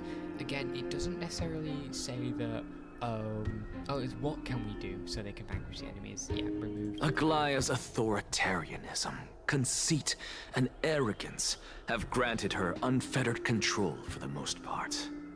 Yet these traits are also her greatest weakness. If I can render her helpless by forcing her to experience the agonizing pain of betrayal, I am certain she will never recover from such a setback. I feel it unlikely that Aglaya's never been betrayed in the implied very long time she's been around. Surely you don't believe that such a tiny betrayal will be enough to push her to her wit's end. What's more, there are many who remain silent, merely watching to see how much chaos I can unleash. Not to mention, you know full well that the Chrysos heirs have never been a united front. In the name of Kefali, Akama thanks you for your sincere and valuable thoughts. At this stage, it's clear that you and I understand the benefits to be won from this discussion. Let me put it plainly. The Council of Elders has always been renowned for its fairness, and that fairness is built on a foundation of sincerity. I don't think sincerity is a word that could be used to describe the Council by any measure. Some would argue it is the worst use of word to describe the Council thus far, but here we are. The Council of Elders has vowed to all citizens of Akaba that it will always remain loyal to them. As for you, my lord, how will you guarantee that you will be able to live up to such earnestness and will not betray Akama's indomitable citizens when the opportunity presents itself? Just as you now betray Aglaya when it suits you. Yeah, I think it's one of these cases where the Council of Elders is just, effectively it's just a political party. Yeah, we vowed this, we'll always be loyal to you. Except in those times where actually it benefits us more to not. Yeah, how absurd. My loyalty is unquestionable. Surely you jest. My loyalty does not need to be proven. The fact that the Council of Elders is asking for proof of my loyalty is itself akin to a form of betrayal. Ooh. I am incredibly honored to have witnessed the both of you bury the hatchet in a civilized manner. However, I am afraid that I must interrupt for a brief moment. The second they were about to just go at each other's throats, he's like, oh, I'm so glad you're getting along. Oh, what a heartwarming relationship. As the Theoros, I have observed the following. Lady Aglaya, the Gold Weaver, is currently on her way to Dawncloud. Ah, lovely. Oh. Well, I do believe that we might have a slight overabundance of guests today. Feeling dissatisfied, Lady Kindness? Despite the Council of Elders' lofty residence on Dawncloud, it must still tolerate the whims of the Chrysos heirs. So you were holding back just now. Seems like you are better at playing this game than I. In any case, I'm glad that she's arriving here. Anaxa has such a good way with words. Oh my goodness, I love this. So tell me, Anaxagoras, now that you're an ally of mine, if Aglaya were to demand that I hand you over, what should I do? You can do as she says. Tell her that the Council of Elders merely wished to chat with me and had no intention of offending her. However, by doing so, the authority of the Council of Elders will be as thin as papyrus that has been soaked in blood. Not only can it be destroyed at the slightest touch, but the Council will also lose possession of a valuable core flame. Yeah, you can give me up, but yeah, you'll lose. No, more like 2 core flames. After all, at the next Citizens' Assembly, that young lady who is synonymous with death will also be standing on our side. Ooh. Oh? How can you be sure of that? Is that of importance to you? All you need to know is that I have a plan. In my opinion, you should be more worried about the impending threat. If Aglaya can seize me in full view of the masses today, she could also dismiss the entire Council of Elders in one fell swoop tomorrow. If that happens, the discussion that we've just had will turn into an utter joke instead. Is this the outcome that you wish to see, Lady Kindness? Fine. I will handle this matter appropriately. But you do best to remember this. Fool the people and karma will be on your tail. I'll overlook it this time, but don't count on there being a next time. Unless, of course, you crave cruel punishment and consider suffering the perfect state to ponder the true nature of souls. Well, what do you know? That happens to be one of my rare talents. We shall see then. I've got to say that you've managed to really impress me again. But shouldn't you be going after more? Dying to know what I'm after, hmm? I mean, I'm the reason Titan after all. It is in me to ask and seek answers. Easy there. You'll learn the answers soon enough. I didn't bring it up with her purely because she doesn't have the means to give me what I truly want. It's as they say, onlookers see most clearly. Oh. The true masters of Dawncloud have always been the Theoros, who watches over everything.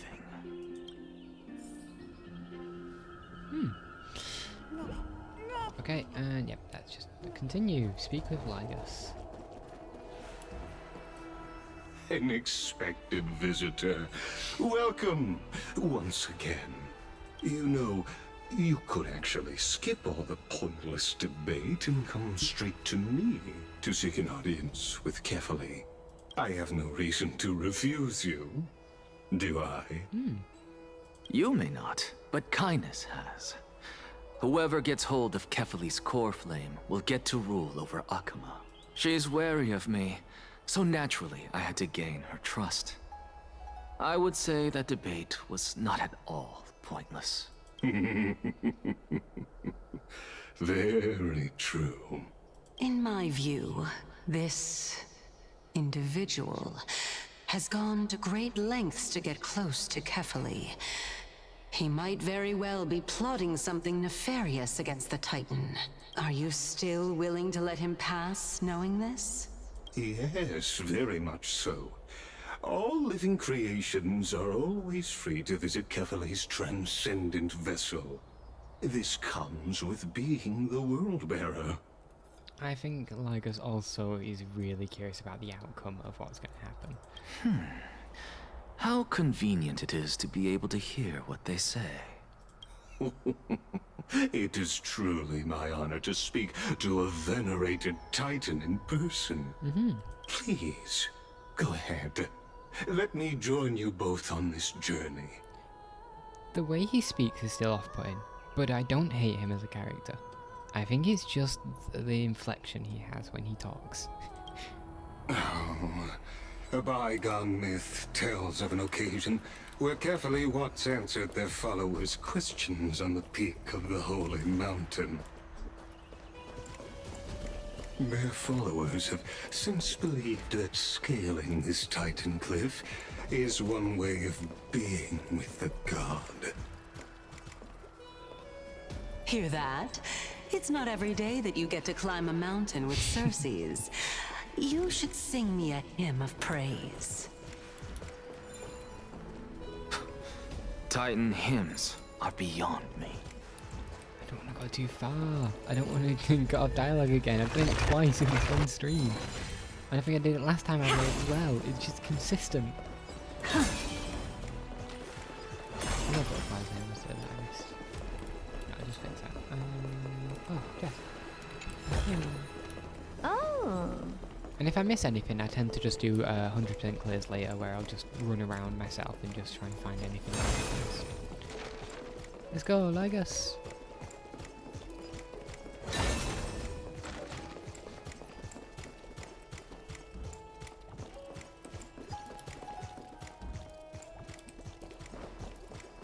Jess. Go on ahead. Take this Yanis shortcut, and the long pilgrimage stairway will be waiting for you at its end. I have to admit, I never expected you to not ask me anything. Not even my motive. Because I know very well what it is you are after. As the saying goes, a gentleman helps others achieve their goals. I have a feeling that your theory will be validated at the end of this journey.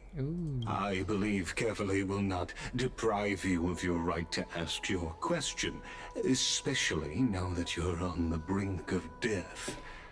You must be closer to Kefali than anyone else. Wouldn't you agree? I hope things go as you say, then. Putting a child of justice into a farcical world is bound to turn it upside down. It is my hope that you bring a much-needed change to this world, which is on the brink of destruction. Just. Yeah, no, thank you for your lines like this. Yeah, that was cool. Anyway, let's go. Let's go answer these questions. Let's do some theory checking. Yep, just the one. Okay. And wheel. Honestly, this is my first time going up to Dawn Cloud's peak. What a splendid view. Isn't it about time you recognize the magnificence of us Titans? Well, I don't see how this place is different from those temples in the city. All they have are magnificent facades. And even though I've come this far, I'm still doubtful about getting useful clues from him. I must be getting ahead of myself to be expecting to hear something nice from you. Oh? Haven't you been in my head for some time now? It's high time you get used to how I feel about things. All right, we're just a short hike away from Kefali. No time to waste here. Oh. So the intellectual debate from earlier was too draining for you, huh? If Amphorius gets a new lease on life, you should focus on strengthening your body and stop shirking social interactions. Save your concern. The Titan is in sight. Can you make it? Why? Are you going to carry me up if I were to fall now? I'd do it. I know how far I can go, so just hold your tongue and come along. I think I could do it. I would Princess carry Anaxa all the way up. Fine then. I guess I won't say any more. I'll just wait till your soul dissipates completely to gain control over your body. Wait. Who is that? Cersei's? Hey, look at that. Huh? What should I be looking at? Am I hallucinating? Or do we even get to see souls when we're close to dying?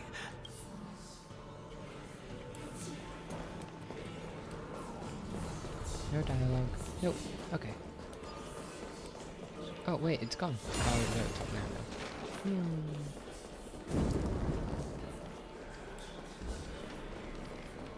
though. Oh? Why didn't you bring your favorite is spear with you Nias. on this Oh trip, my goodness. Nias? Do we get to hear Nias' voice again? Nias. I know I've heard this name somewhere. Yes.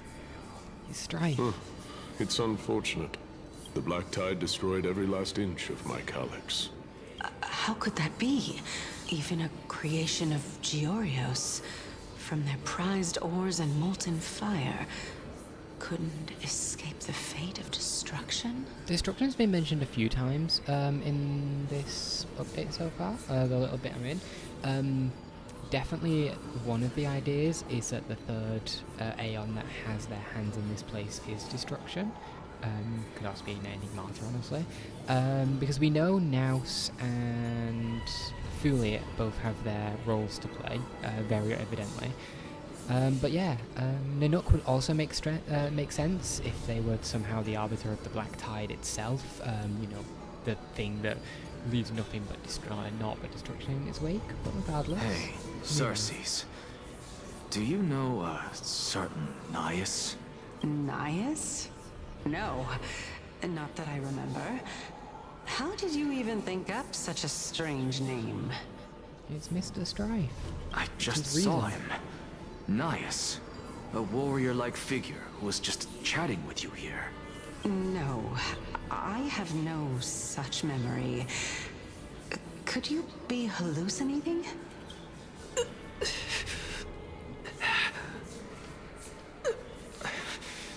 This is a departed spirit?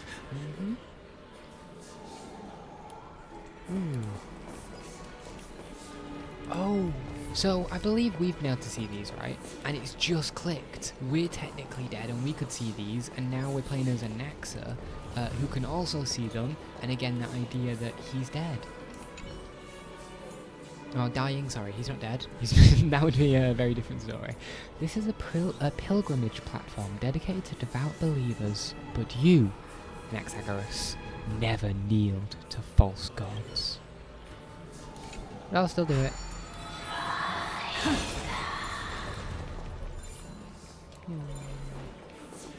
Hello. Oh, another spirit, but I can't interact with them. Again, I do wonder how much of this, once you're outside of the story events and you come here separately, that you would be able to actually interact with and people you'd be able to speak to. That's definitely something interesting. Halt, traveller from afar. Bzz. 100 challengers have already failed my trial. Will you be the 100th on thirst?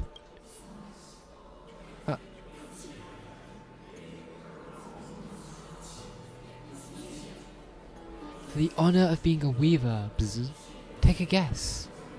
Behind which tree am I hiding? Attack. We'll go with the one on the right, because we still can go here, then here, then here, but I don't know if they continue their actual movement path, so we'll say the right one. Wrong. Bzz. My moves are unmatched in the world. Bzz. that mean I just failed? No butterfly? Yeah, I can't travel you, can I? Nope. Nope. Oh, wow, oh my goodness, yeah, being close to Capital is a very different experience to seeing him from afar. Ascend!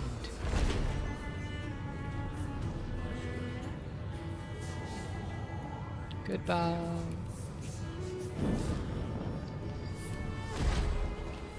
More nice. You two again. There's a Hand of Zacharias here. I can see a coin. Okay, cool. No more dialogue. Let's go! Hand of Zacharias.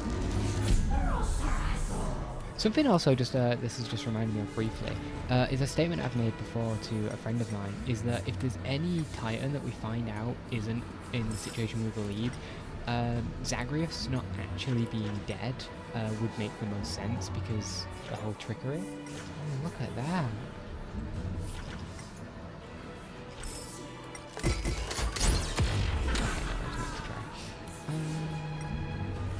Can I actually go in here? Or is that no?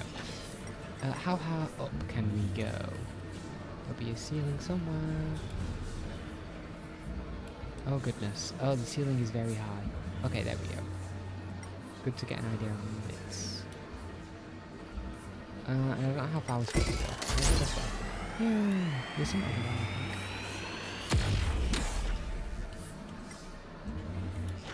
think. Oh yeah, this is a wall as well. Okay. What about over here? I think I saw something. I saw a coin! An aim right here. There we go.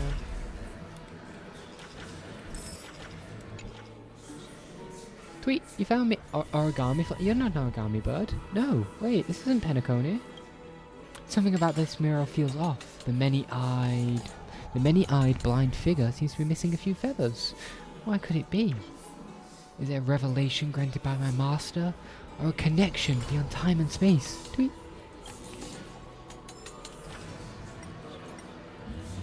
You're pointing this way. Nope, there's nothing that way. Nope, yeah, there's a bar. Okay, how low can we go? Ah, there's a coin down there. Yeah. Ah. Coin. One more coin to go. Okay.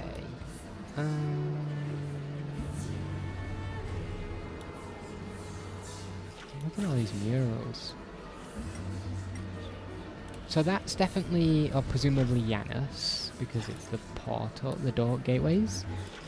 Not sure. I guess the sun might be, because there are two options. Obviously, it could be Kefle, but I could more likely Aquila,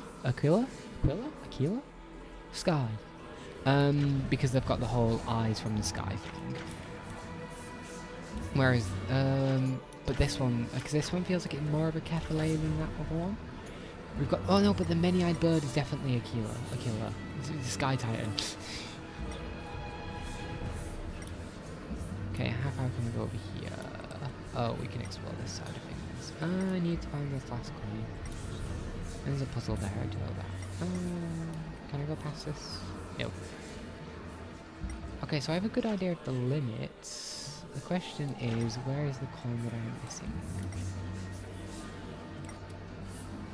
Okay, let's go low. All the way down.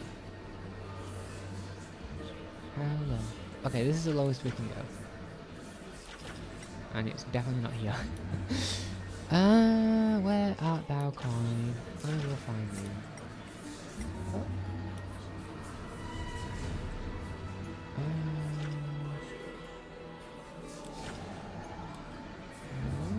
Oh, there's a butterfly though. Hello.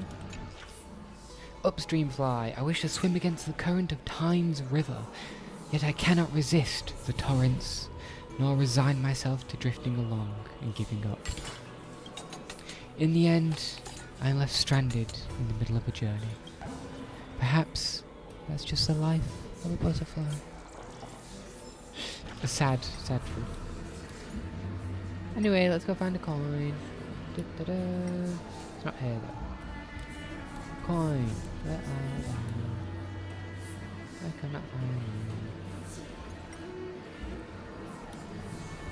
coin there. There's a coin down there. There's a coin there. I think there's probably a coin this way. Where is coin number 5? I'm going to find coin 5 somewhere. Point in the direction, maybe I'll see it on that journey. Nope.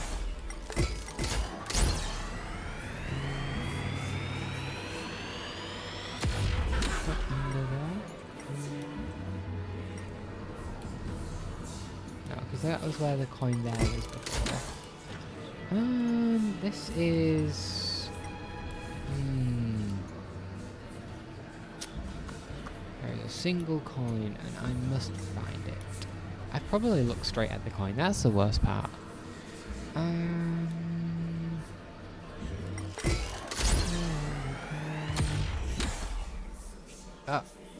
I got an achievement for trying to punch through the wall.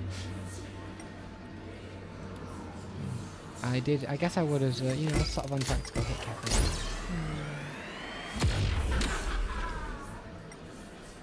Little laugh every time. Does that happen every time you hit something?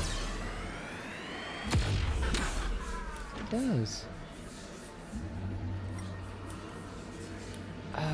Where is the coin? I'm gonna find you. Lest I be driven mad. Oh, it is here! Wonderful. Mission accomplished. We can disengage from the hand. You two again. What I've got? There we go. Enough about me. Did Kaus ever reply to you? Kaus? Well, regrettably. Seems like the price of becoming a demigod is a lot heftier than we thought. Kaus. Demigod. I've never heard of this person. Which Titan's authority did he inherit? Look on the bright side, Nias. Since we've come all this way, I doubt he'd snub his old friends, would he? Let's just hope we mean as much as the world to him. Hey! Are you seeing that same hallucination again? Yes. It's still you and Nias, but you're now talking about a certain Kaus. I'm guessing he's one of your companions? Kaus? This name sounds just as strange to me. Never mind. I think I know what this is about. Oh? If things are as I thought, then they aren't hallucinations, but the Memories. souls of people. Okay, I was wrong. Yeah, he did say souls though, yeah. I don't know why I said memories. They are technically memories, but they're the memories of those who have passed. In Nias. What? But if those are the souls of the dead, then what am I? Beats me. For all I know, you're just an illusion I conjured up in my dying moments. An illusion that Lygus was also able to see. But yeah. Let's just keep going. As long as I take in more sights and hear more stories. Know your limits. Wander too far among the dead, and even I might not be able to save you. I'm fine. If this is indeed as I thought, then this will be very amusing. Where is the actual offer prompt coming from? Is it going to these people? Nope. This is a pilgrimage platform dedicated to devout believers, but you are same as before. Okay. It's a platform. Chest. The puzzle not far from here. Oh. Right? Puzzle. Alright, let's do this one. We're gonna do it quick. You know, I've been really holding back all these other ones. So with 7 movement, we need to have them end on the blue button. And to get them to the blue button, we have to step on the yellow button at the correct time. So if I have them go 2 to the right, and then 4 to the left, that'd give us 6. That's really awkward. I could have them go left. So go 1, 2 to the left, or mentalize 1, 2, and then they'd fall. And 3. 4, 5, 6. So, no, because I'm gonna die then when they spawn in. I can't do that.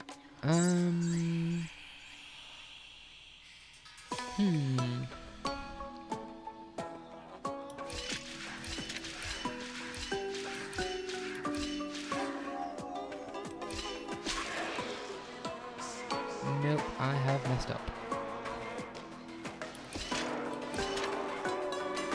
Because I cannot get to the button. I need a way to end on the right side. So I need to end my turn at least on this right side and have them move left. So I cannot move right with them. And if I do, I have to be somehow on this end, at the to end. Which would make even less sense. So we need to head left immediately.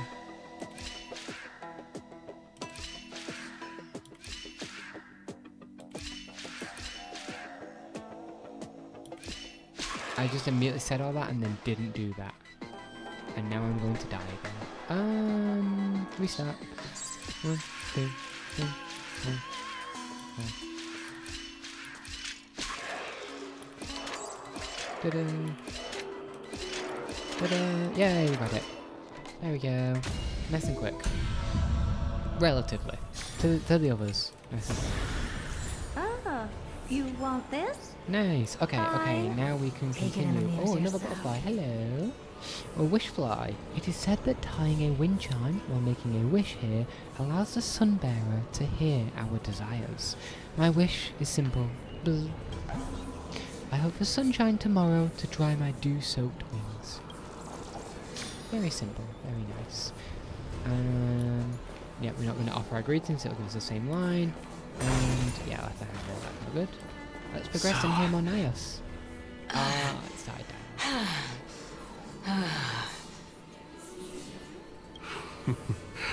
Can you keep going? Of course. I'm just... If I knew we had to climb a mountain, I wouldn't have come along with you. You know what? That's fair. I guess this also counts as one aspect of the world-bearing burden. If Amphorius does have a next life, you may want to get your body in shape. That's what she said to... Oh my goodness, guys. Whoa. That's actually really cool. That's Keep cute. your sarcasm to yourself. I'm not getting anything of value from them. I would sooner throw myself off this cliff and hit rock bottom than exercise even a little. I am Calypso of the eminent Seven Sages, after all. Training would make me no different from those Helcalithist barbarians. Oh. Calypso. She's one of the Seven Sages. A member of the Grove? Wait, okay. Current theory in head that's going to get disproved very quickly, but I'm going to throw it out there, is that what if the people that are beings that we know as Titans now were once, mortals, Chrysos heirs, that became demigods and fulfilled the role, becoming Titans in the end? And it's sort of like a cycle that this world's going through. No, she can't be. I would know her name if she really were one of the Seven Sages. Hey, Circes. Does the name Calypso ring a bell? Circes? There's nobody there. Uh-oh. Is he running all amongst the dead now? Yep, all the people have Doesn't gone. matter. I can do this myself. Yeah. Oh no, they're not all gone. The priest Looks is like still I'm there. nearly there now. The land of the dead. Mm-hmm. Most definitely.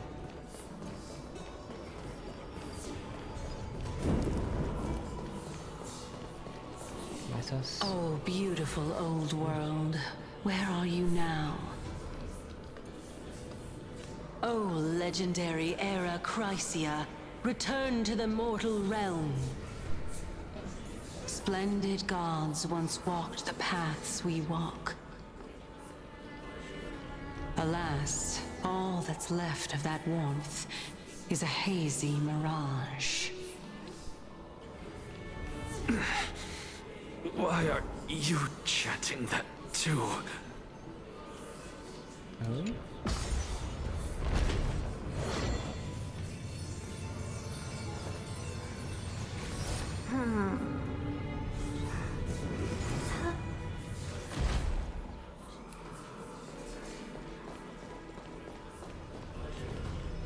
Kephale's lead.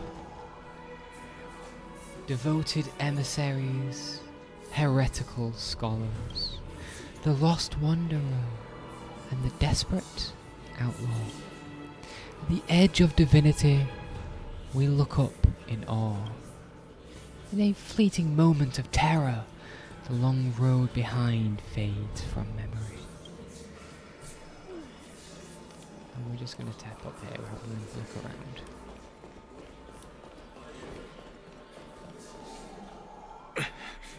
We're here, finally. So, I don't get to ask the Titan my question, but all of you make for a pleasant surprise, nonetheless. Very well then, let me uncover the truth for myself.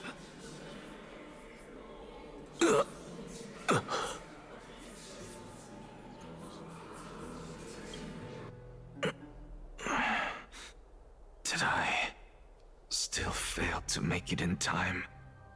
Huh? So, I'm back here again. This is... I can hear it. I hear it from the depths of the tides, behind the closed doors of the void world. A voice ready to tell me something. This time, the voice is a lot clearer than before.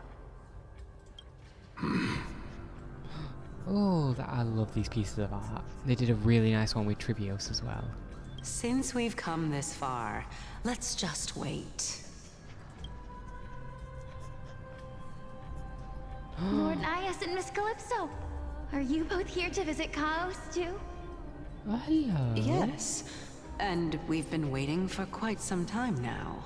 Regrettably, he hasn't answered us. The worst-case scenario is that he's already been overwhelmed and crushed by the world-bearing burden.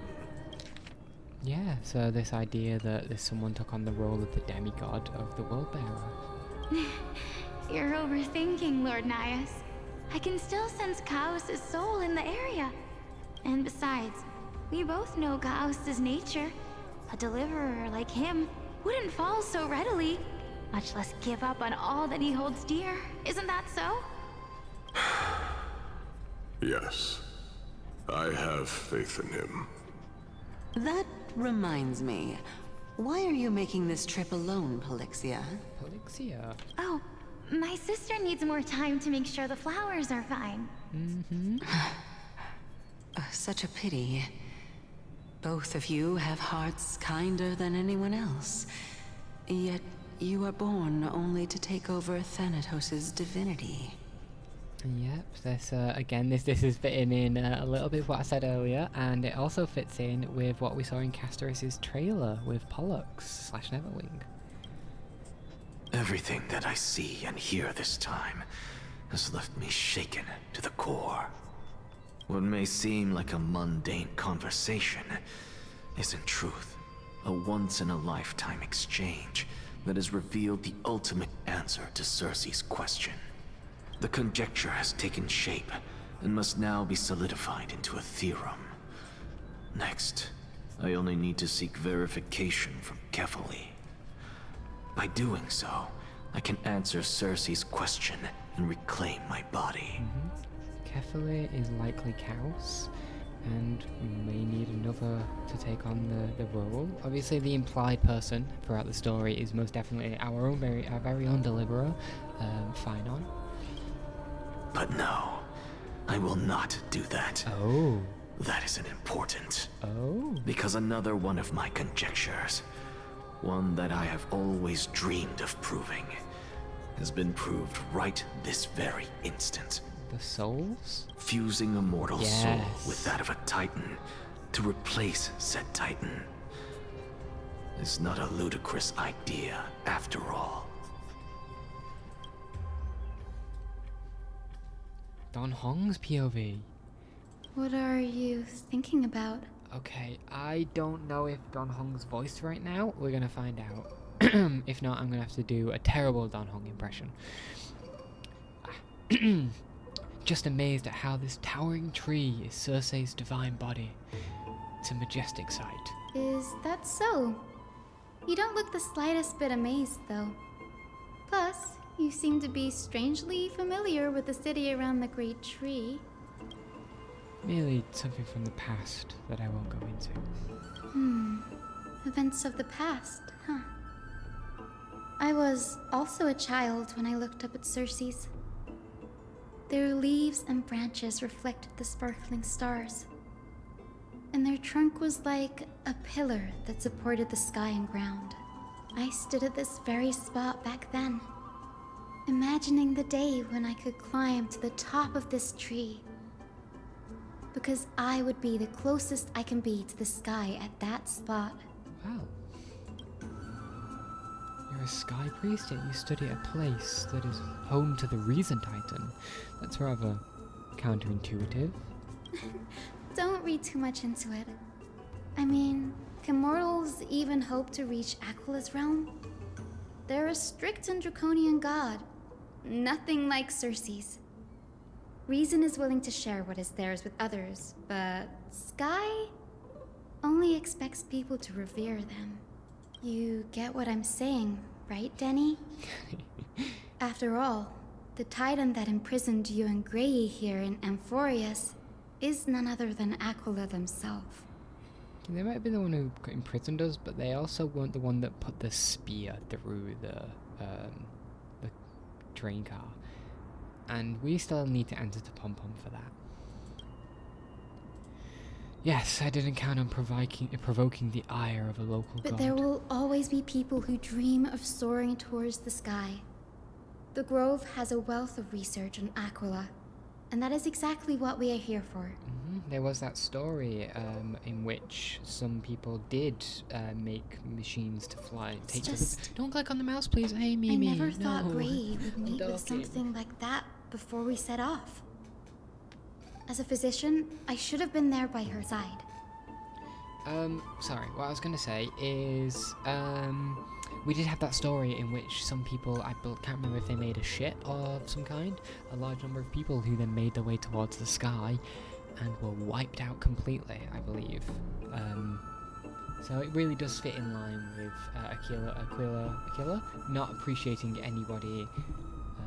It's Aquila, right? Aquila? Aquila's. Don't read too much into it. I mean, can mortals even hope to reach Aquila's realm? Aquila. Okay, there we go. Aquila. Aquila does not like individuals intruding upon their domain. Bad luck tends to come in streaks, so don't beat yourself up over it. Besides, Aglaia needs you here to uncover the truth behind what happened to the Grove. Let's just make the most out of this trip, and keep a lookout for any documents related to the Death Titan. It could be useful. Yeah, there's no rest for the weary, huh? In any case, what we're looking for could be anywhere in this enormous grove. Let's split up to cover more ground. Danny, with your skills, I'm sure those monsters born of the Black Tide will pose no threat to you anyway. What about you? Will you be alright on your own? Have you forgotten that you're talking to the chief physician of the Twilight Courtyard? Have more faith in me. I'll be just fine. Okay. You do have Lilica. The silence here is near deafening. With the vast amount of knowledge it holds, this academy is akin to a labyrinth of information. Even the cleverest of scholars would easily lose their way in here. I should gather my thoughts before heading in. So, how to leave Amphorius? In the myths, Aquila, the Titan who reigns over the domain of the skies, is a colossal bird that overlooks the world beneath them with 100 eyes. As long as they continue to soar above the clouds, the people of Amphorius will remain trapped on the ground. Hyacine forebears were priests who worshipped Aquila. Nobody's more familiar with the taboo of the Sky Titan than her, the taboos. Seeing how Aglaia has sent her here as a guide, it is possible she plans to have Hyacine take on a trial in the future. The Amphorius' Titan mythology. In Amphorius, titans are a common topic of discussion. People create myths that, in turn, conceive titans. It's a tricky task to keep an objective view when among the people of Amphorius. Is there a way to step out of the situation and look at it from a different perspective?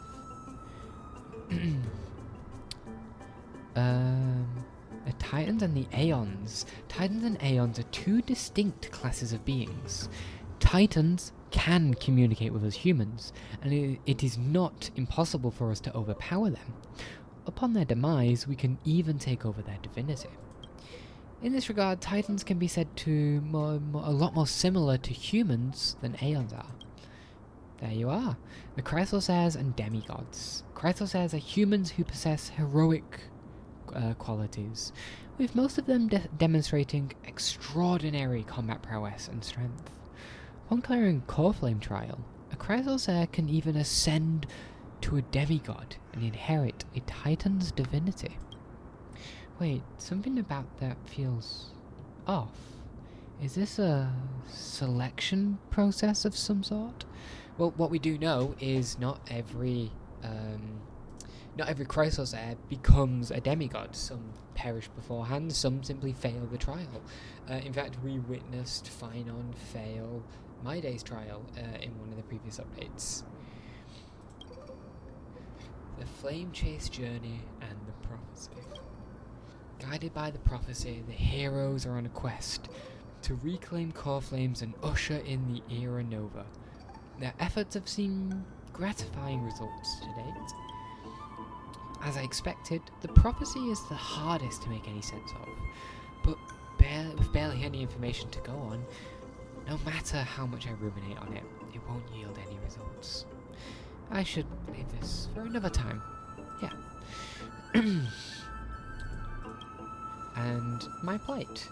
Nobody could ever imagine that Celia's life would be forfeited the moment we landed on Amphorius. I should have done more to keep her safe, but it's not too late. We still have a fighting chance. The unique rules that govern life and death on Amphorius might just work in our favour and save her. The Grove is a veritable library of knowledge. Maybe they'll have records on a similar case. Please, let there be one. Enough musing. It's time to move. The clock is ticking. I should search for clues as I move. The night sky feels unusual now that I've gotten used to the eternal night of Okama. Oh my goodness, my throat is dry at this precise moment. So this is not our explored version. So yeah, it does say Evernight here. So yeah, we'll move onwards.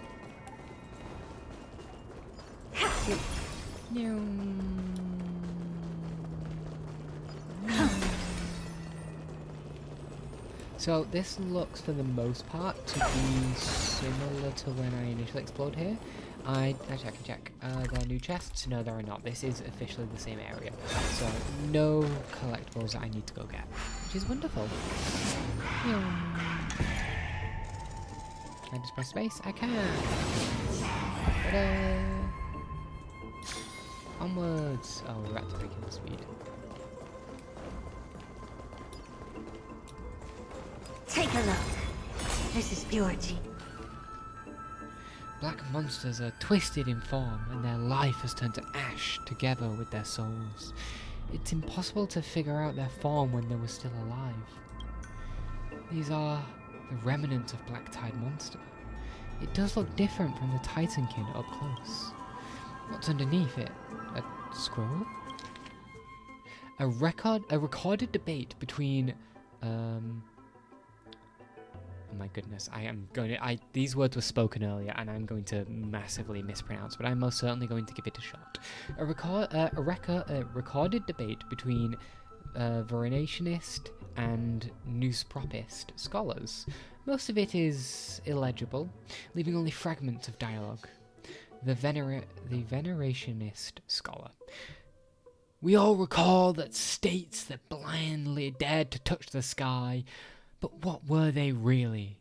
Just blind masses manipulated by ambitious politicians who dared to challenge the Titan's authority. The Venerationist. A completely meaningless attempt. An absolute mistake. Now, Ropist. You Venerationists have bowed to the Titans for so long. You've forgotten a scholar's true purpose. Making a mistake does not mean the act was meaningless. Even those students new to the Grove understood this basic logic lessons. An entire city-state reduced to ashes proved the skyship's construction was a mistake. To me, that is precisely the meaning they achieved through sacrifice. Am I hearing this right? Such a statement? Are you converting to Venetrism? No, I am simply examining the matter from another perspective. Legible content ends here. So that very much brings into what I was mentioning earlier, where I recall there was an entire city that was removed, deleted by Aquila because they made a skyship. As expected, the Grove doesn't forbid discussions about the sky. It's a debate between two scholars about the skyships. Aglaya also made mention of the ships when she interrogated us, a memory I'd rather forget. I'll hold on to this for now. With any luck, this journey won't leave us empty-handed. And I don't know why it's just come to my mind, but there are so many background elements that we don't know how they're going to fit in. We've still obviously got Sunday and Black Swan on the Express. We've got March, who has become Ice Cube. We've got Herta, who, and everything going on with her welt, her welt on Sunday, I guess I should say, in the backgrounds to everything. There was a butterfly for a second there. I should have broken the speed. Oh, less fast. New Hyacine. Hi-ho. That's Hyacine? Why is she surrounded by so many monsters? As much as I have faith in her, it's probably a good idea to help her out here. Really now? This is way more trouble than I could have asked for. She's now like, what a pain. Need a hand? Or you could sit back and watch. Okay. I can't tell if you're serious or not, but being hard to read isn't without its perks, I suppose. I'm kidding, Danny. Lend me a hand, pretty please. All right, now let's get him. Yeah. Let's get him. Oh wow, it's combat. It's been so long.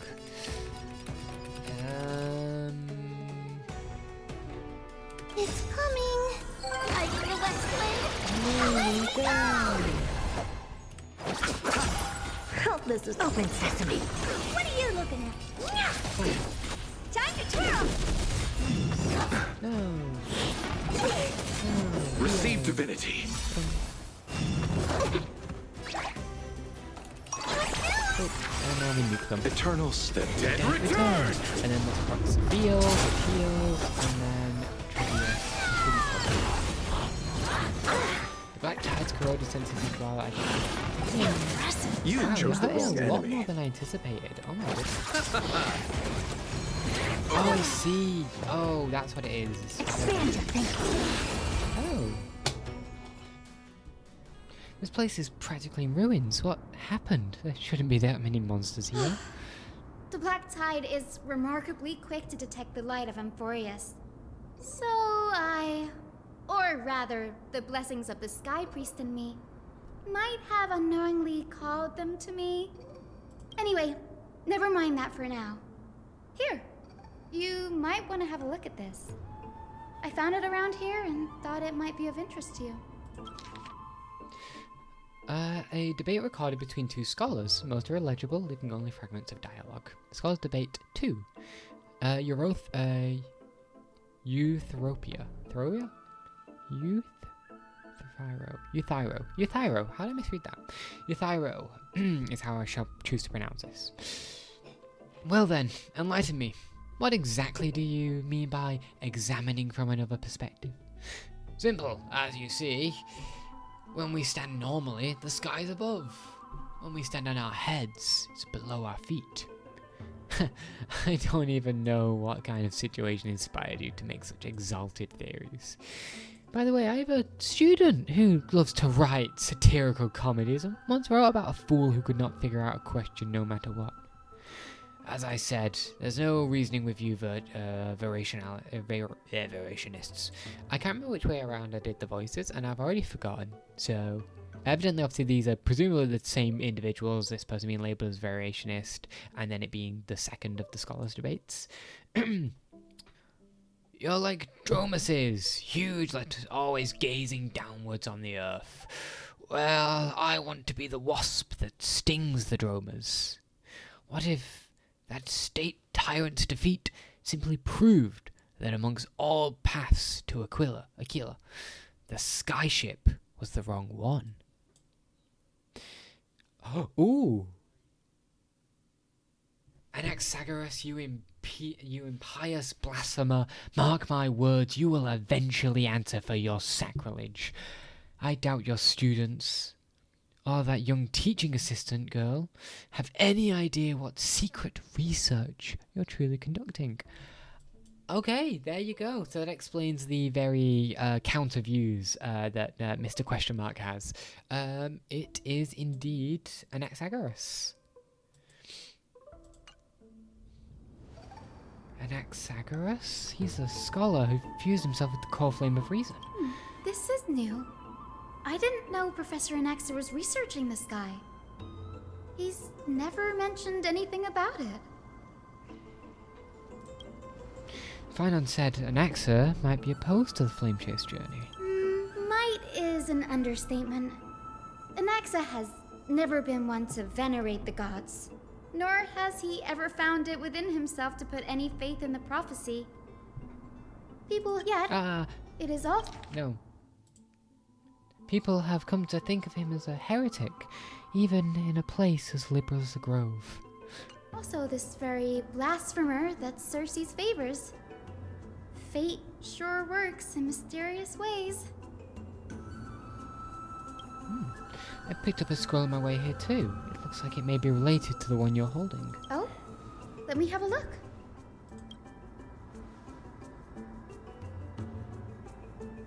Hyacine combines both records together. By the looks of them, these scrolls are records of two conversations that took place in the same setting, one after the other. There's still much I don't know about the Grove. Do you mind if I ask a few questions? Sure, go ahead. So, who are the venerationists? The Grove of Epiphany is home to 7 schools of thought.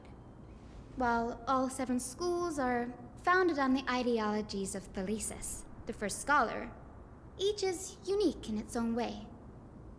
Among them, the venerationists revere and worship the Titans the most.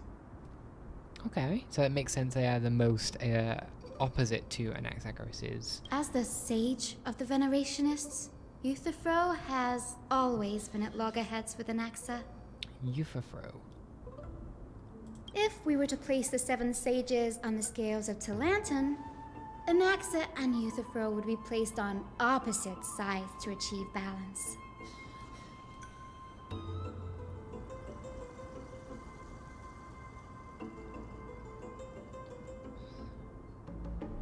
Yep. A very illustrative explanation. Thank you. So, was it a mistake to build the skyships? That's nice to get the opinion of... Nearly everyone in Amphorius has heard the story of the skyships by now.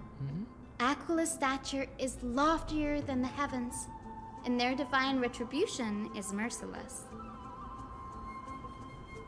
That's why it's no use building giant skyfaring ships. Oh, but I do wonder if a supercharged mini treaty cannon could slip past their watch. Yes, I trust. I think we should actually test this theory and really push it forward. That was a joke, right? And what is Anaxa's field of study? Newsporus primarily study the application of alchemy and soul repair. Everyone considers Anaxa a blasphemer, but that has never stopped him from sharing his ideas, no matter how taboo. If you must say that he's hiding something, then it's likely what lies beneath his eye patch. Oh, and we know the answer to what that is now. Well, at least, you know, we know he sacrificed his eye, so we know the reason behind it, I guess. And I don't have any more questions. Anaxa often says that every failure brings us one step closer to the truth. Wonderful. That's probably a better impression of Anaxagoras than I gave during any of my readings just then. So Perhaps, to him, the crash of the skyship carries a different interpretation. The firmament is not impenetrable. On the contrary, it was precisely because the skyship represented the first step toward breaking free from the shackles of the Earth that it provoked the wrath of the Sky Titan and brought divine punishment upon itself. It's a shame that the majority of the Grove's research on Aquila was headed by the Venerationists, with sacrificial rituals making up a predominant part of their findings. Discourse about more esoteric subject matters in relation to Aquila dwindled even further after the skyship incident. So much so that even the scroll is completely new to me. Oh. Don't worry about it. We'll collect everything we can find on the Titans for now. There's something else that's caught my attention, though. This says Anaxa is conducting secret experiments of some sort. That's what I'd like to know. What are these experiments he's involved in? Even I, the assistant lecturer, know next to nothing about them. I have a bad feeling about this. Could there be more to what happened at the Grove? My team is beaten up. My goodness, I took that so much harder than I would have anticipated. I'm still going to keep going. I shouldn't realistically lose. I think the only reason I've not currently done this is because the final boss was Pollux, and I didn't want to spoil myself on that.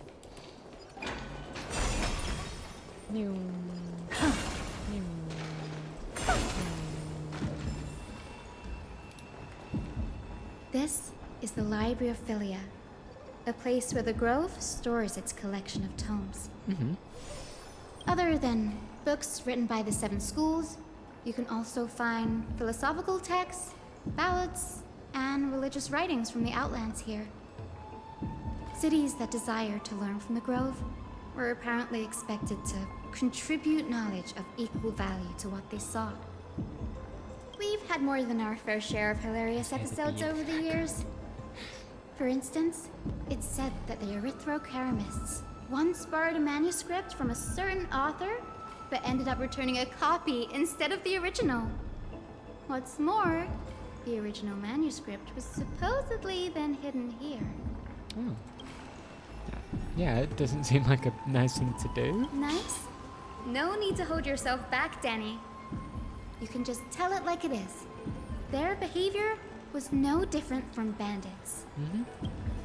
Well, if you don't mind, did the Grove ever rob Castrum Kremnos? Whew. You've got me there. Some said you couldn't even find a dictionary in Castrum Kremnos, so I guess they were spared. There are too many books in the Library of Philia. Flipping through them all will take too long. Why don't we use the Biblioslate to search for the texts we need? We can bring them back to Akama for reading after that.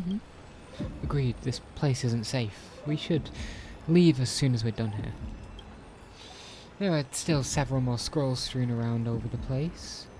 I'll gather them up while you pull up those texts. This way, nothing will be overlooked. Thank you, Mr. Donald. What is that beating? Bird. Oh, it's down here. Let's go. Oh yeah, there's a few of them. These are complaint letters from scholars about Anaxagoras, the blasphemer. There's a thick stack of letters. Based on the dust accumulated and the perfectly intact seals, the complainee did not even bother opening them and just chucked them to a side in a corner. This is about Anaxa? I should read this. Hyacine, you should come have a look too. Ugh, it's so dusty in here. So, are these all complaints about him? I can already see what they must have written. Anaxa has no respect for the gods. His very existence undermines order in our society. They're probably all things like that. Can we just have more of Hyacine voices? Can we just have Hyacine voices every character in Star Rail? I think I'd very much appreciate that. Does Anaxa hold that much influence? Why else would they call him the Great Performer? When Anaxa established his school of thought, the first thing he apparently did was read his own work to everyone. Confident in it. Are the Titans truly an accurate reflection of what humans think gods should be? Worlds created by gods are indubitably perfect, but what of Amphorius? Only foolishness and insensitivity everywhere you turn. I'm gonna start my piece of academic knowledge by insulting every person. That's a good place.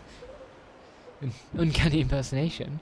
What happened after? They marched him straight to the seat of judgment before he could finish. Though what he took on in the end was more of a debate than an actual trial.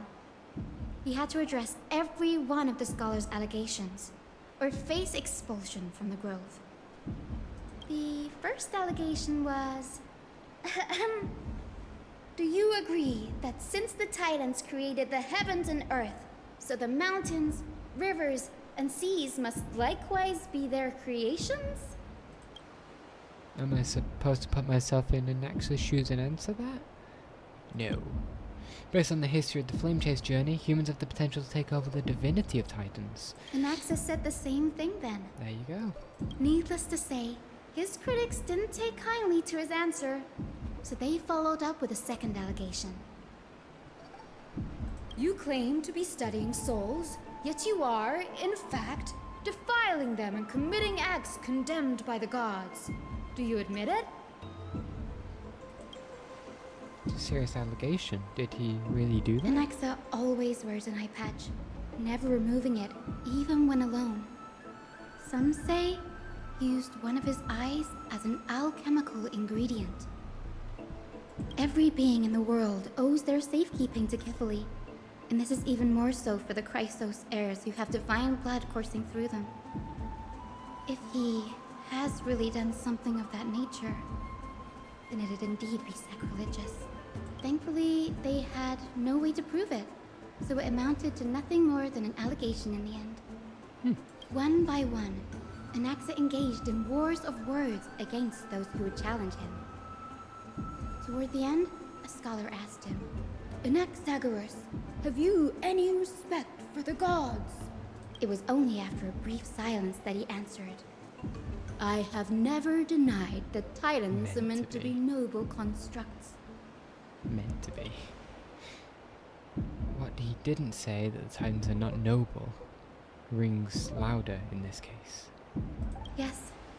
I'm not sure how that controversy was eventually resolved, but what's for certain, at least, is that Anaxa was allowed to stay in the Grove where he continued his research, despite being regarded as a heretic.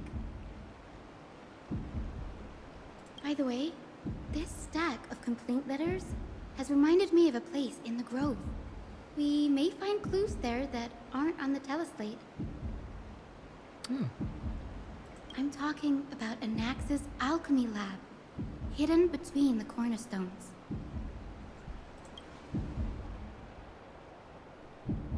Given the Grove's meticulous approach to archiving, could there really be such an oversight right under their noses? It's a well-kept secret.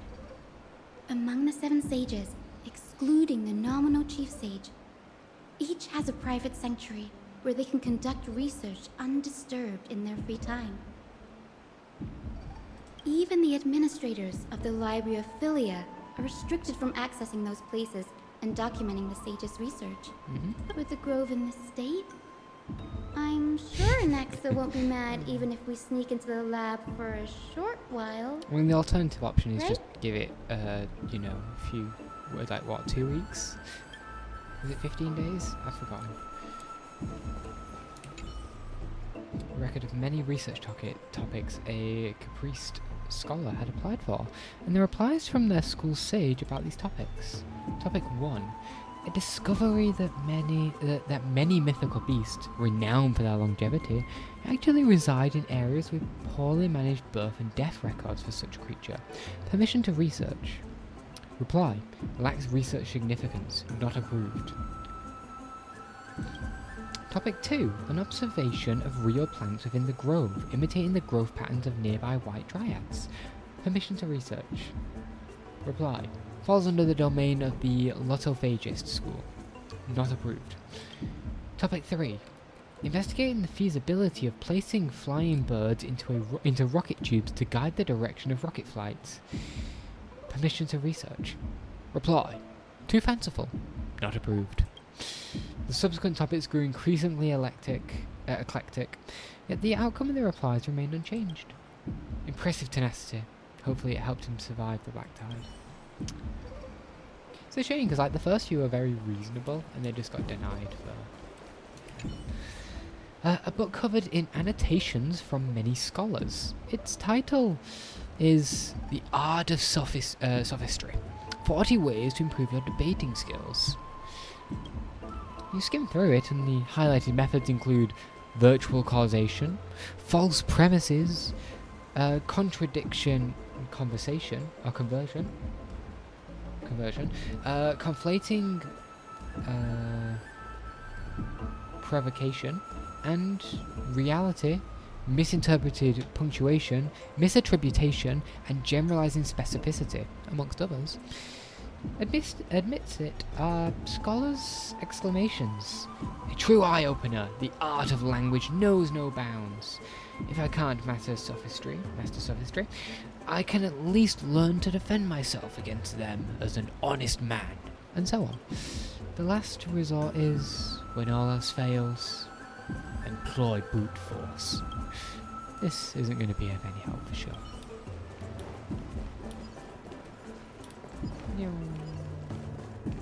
We're off to see Anaxa's lab.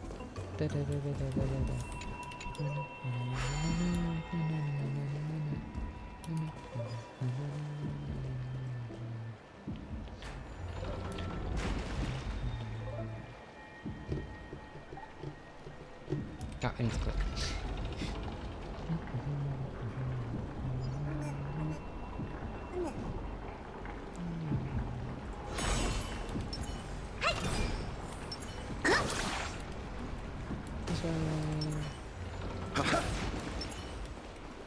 Let's go.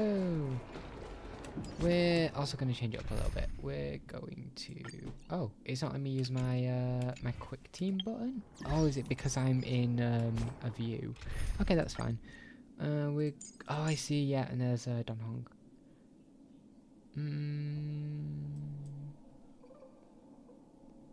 I forgot what my Caceres team was. Who was my other support? I don't remember. We'll come back to it. That's a thinking time.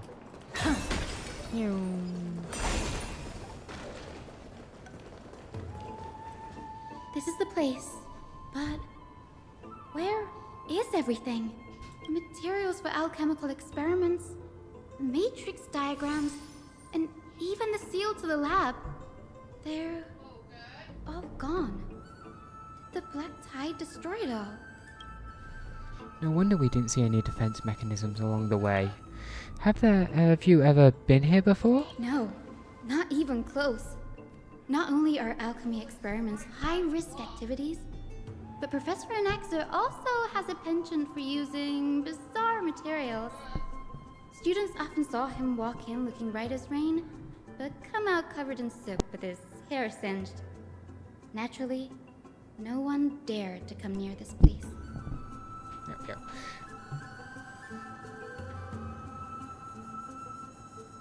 Huh? That bookshelf over there seems to be the only thing still intact. Let's go check. Hello. Bum, ba-da-bum. These are the materials requested by Anaxagoras. Documents from various fields have been compiled into one place, including Titan creations, the University of the Soul, alchemy doctrine, and so on. Most of the materials look to be within the research domain of the new Noosropist School of Thought. However, a document titled A Study on the Chrysos Heir's Background is mixed within. These appear to be quick notes examining the backgrounds of Chrysos heirs. The Holy Maiden of Yanisopolis, Trian, and Trinon, descendants of the Holy Maiden from the Temple of the Three Fates. Goldweaver Aglaya of Okama, from the Minsteta priestly family. The Prince of Castrum Kremnos, Hyacine of the Twilight Courtyard. All of their ancestry have varying degrees of connection to the divine titans or their divine authorities. Does the golden blood come from the heritage of priest families or royal bloodlines? Anaxagoras. I myself show no such connection. Kefali the creator. What criteria did they use to create the golden blood? To shape the Chrysos heirs? Yet Casteris, the servant of death from Adonia, her lineage is neither titan priest nor demigod.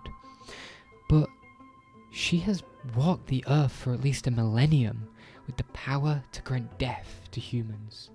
Where did this power come from? Another text speaks of the dragon legends of Styxia. The alchemical extraction of soul ripped from a dragon's corpse is intriguing. The dragons appeared to be the Titan's creations. Perhaps there's a way to reverse the process, using alchemy to refuse human souls with Titan's creations, increasing the purity and divinity of golden blood towards the absolute. This theory must be tested. Experiments to be arranged. What's going on? Anaxa is conducting research on our friends in Okama and me? This journal contains several intriguing points. The creation of titans. From the Abyss of Fate to Castrum Kremnos, I've seen many a titan creation during my time in Inforius. Life forms created by Circe can also be found in the Grove. But fusing them with human souls through alchemical means? I can't even begin to imagine. The Chrysos heirs, Anaxa seems to hold special interest in the divinity coursing through the Chrysos heirs' veins, and has even conducted a thorough investigation into the Chrysos heirs' backgrounds.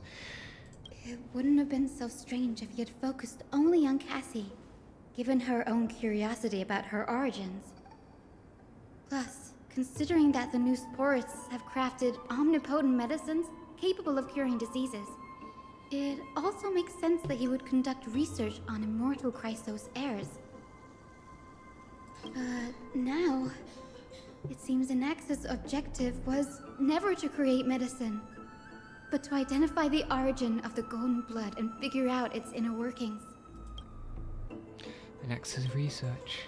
Through alchemy, Anaxa aims to refine the golden blood in the Chrysos heirs to a degree of purity equal to divinity. This must be what he meant by close to true purity.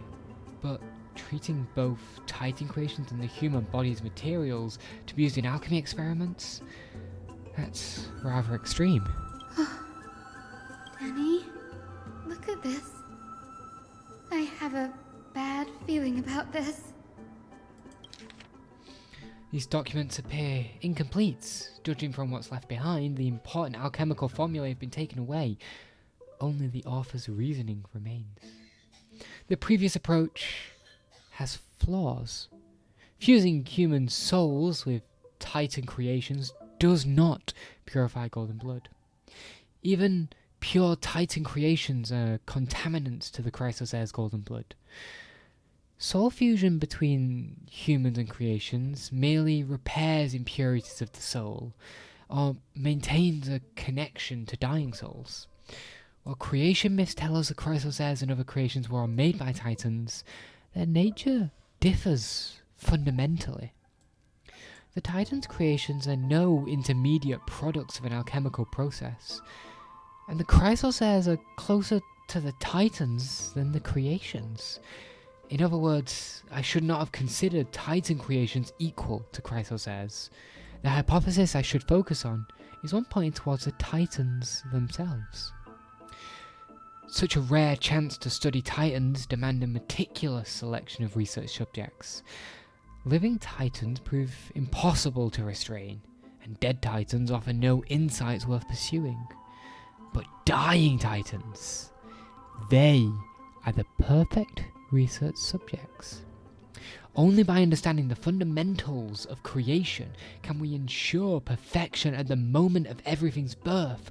Through my own hands, I will melt a Titan and reach the true essence of the soul. And a dying Titan, Anaxagoras, has found himself. My biggest fear. It's come true. After going through his notes, I think I can piece it all together now. Anaxa was carrying out experiments on soul transmutation. Do you mean he's trying to reconstruct human souls alchemically? Yes, this is what he was secretly conducting research on. Something he had to keep hidden from others. Compared to his public speeches, this is the real blasphemy. Oh, I just thought of something. What's wrong? Do you remember when the Black Tide was approaching? The Grove had planned to send Circe's core flame to a safe place. But an accident happened along the way, and Anaxa lost his life in the process. But Circe took over his body and resurrected him, which led to the situation we're in now. That's right. But what if Professor Anaxa's fusion with the core flame of reason wasn't an accident? Ooh. What do you mean? Put yourself in his shoes.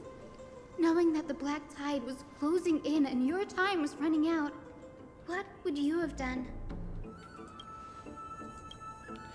I'd put my theories to the test, no matter the cost. Exactly.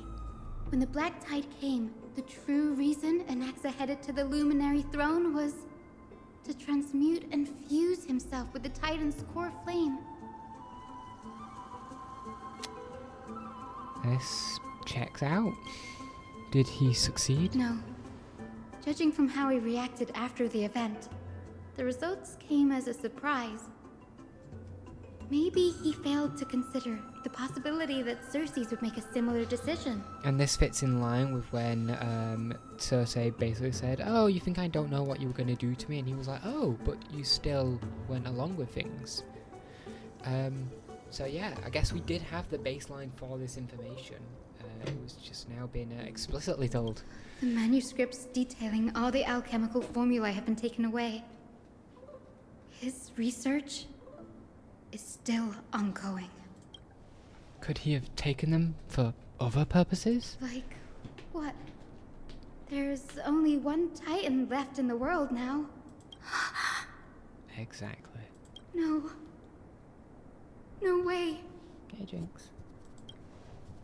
To conceive an entity of perfection, one must first understand the principles of creation.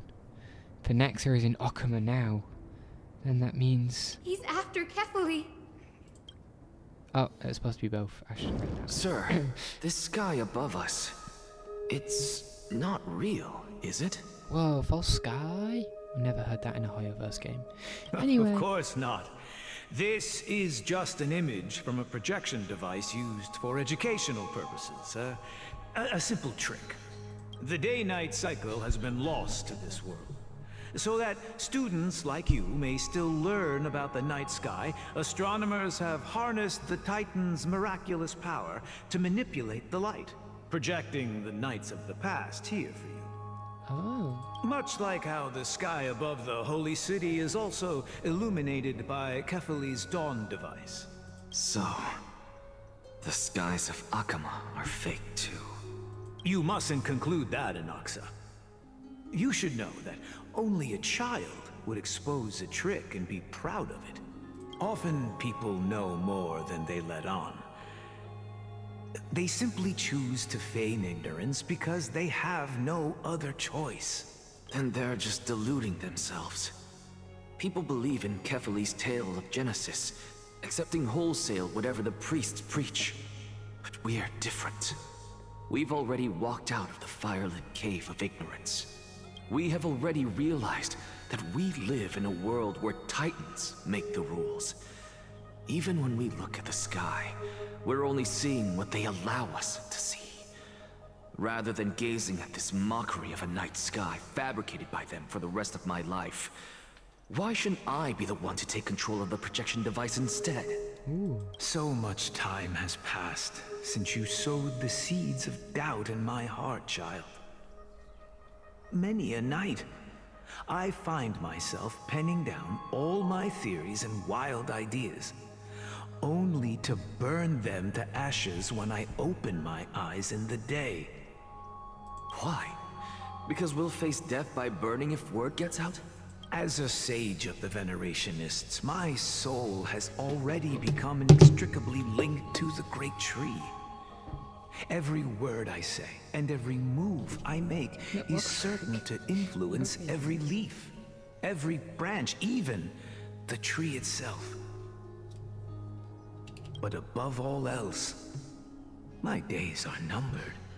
Instinctively, I have my doubts about the golden blood and the human soul, yet I have no means of verifying them. The golden blood in my veins is woefully thin, and I am loath to waste what little time I have left obsessing over a hypothesis that cannot even be proven in the first place. Oh, but here we are, so many years later. But I can, sir. I can do it for us. The time is right. Give me all that I need, and I shall accomplish this grand feat on your behalf.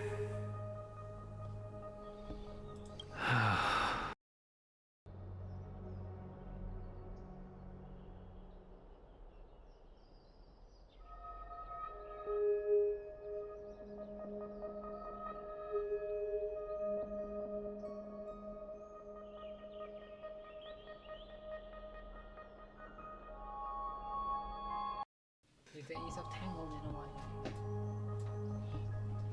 There we are. Kittens for you. You're right. I shall do just that. In the next meeting of the sages, I will spare no efforts fighting for the rights you deserve.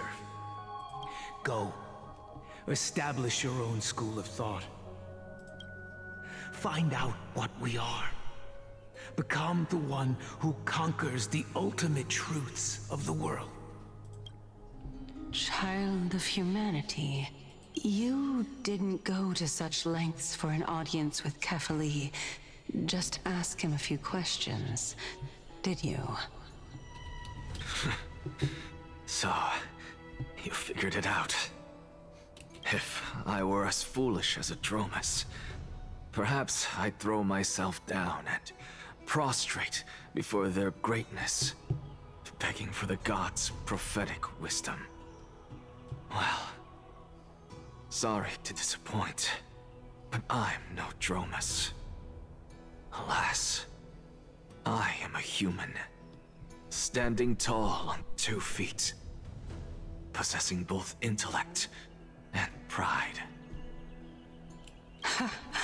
Before such power, does it make any difference whether you're a human or a Dromus? I'm sure you're familiar with the story of the Styxians. When the raging waves threatened to swallow them, they didn't just give up and become sitting ducks. No. They constructed a dam that kept the roaring tide at bay, chaining down the mad Fagusa. They call me a blasphemer, Xerxes. But that doesn't mean I deny the existence of gods. It's just, as I see it, Titans are simply a force that mankind has yet to find a way to tame. And with what information we've had now, they're even more closely linked to people. Oh, If power that rivals the Titans is what you crave, why not conform to the prophecy and brave the trial? Why stop at harnessing the power of the Titans when I can do so much more? The source of life is what I wish to grasp, to understand what makes up the soul, and to learn what we really are. Thanks to you, I've had the chance to personally verify, in more ways than one, that the soul indeed ceases to exist in death. But where there is death, there is life. And where there is an end, there must also be a beginning. How then is a soul born? That was the only unknown variable left in my calculations. And by the sound of it, you have already formed a conjecture. No, I have already drawn a conclusion. In my journey unto death just now, I finally saw the answer with my own eyes. Professor Anaxa. I'm here. Her life hangs by a thread. I must ask you to refrain from taking any unnecessary steps. Of course. I'll bring this to a conclusive end, and give you the answer you so desire. However, in accordance with the principle of equivalent exchange, I must also demand from you what I need. As you wish. Don't you care to know what the price might be? It's a matter of uncovering the truth about the Death Titan and her survival. This may be the only time I can ever save someone's life. There is no need for me to think twice. I see. In that case, let the show begin. Indulge me. Am I correct to say that you intend to prove Thanatos' whereabouts and prove the nature of our existence now? Before I begin, I must confess I had been stuck in a cognitive trap all this time. That happened, especially if you're a researcher. As unrelated as these two propositions may seem at first glance, they are in fact logical equivalents. They are merely two different ways of telling us about what the soul is at its core. The reason I say this is as I've mentioned earlier. The answer was hidden in my journey unto death. Anaxa, you were in the Netherrealm? And guess who we saw? Yes, I am but a living dead man now. But that's not important. What truly matters is, I overheard a conversation between heroes. That's not all. Remember how I said you were a part of that conversation too, Circes? And I've told you that I have no recollection of such an event. That was likely just an illusion conjured up by the mind of a dying man. Of course you would remember, because that wasn't you. That was Calypso, one of the 7 sages of the Grove. Oh? Calypso? Huh? Oh, that's the name I made up on a whim when speaking to this girl. How do you know of it? And surely you jest. Don't you think I, of all people, would know if that were the name of one of the 7 sages under the shade of my tree? Don't you claim to know the Grove's past like the back of your hand? It seems you've lost even the memories seared into your soul. Use your head, Circes. Since all of this took place in the realm of the dead, it stands to reason their likenesses are of souls from the past. The living cannot step foot into that world. So who could they be? Think about Calypso. Why does she share your likeness? Yet you have no idea who she is. The answer is evident, is it not? Those fallen heroes are the mortal incarnations of the Titans before their ascensions to godhood. The gods aren't master creators born out of thin air, and they are no different from humans, because they all evolved. That's what we said earlier, and it all comes together. Does this answer disappoint you? Yes. Because you've answered nothing. If I truly was once human, as you claim, then where do the children of humanity come from? Even on the off chance that you speak the truth, this brings us no closer to grasping Thanatos' whereabouts. I knew you would say that, but it matters not. I know what I'm doing. Actually, why don't we have this supreme being standing before us tell us everything? You can revive a Titan? Humans cannot return from the dead.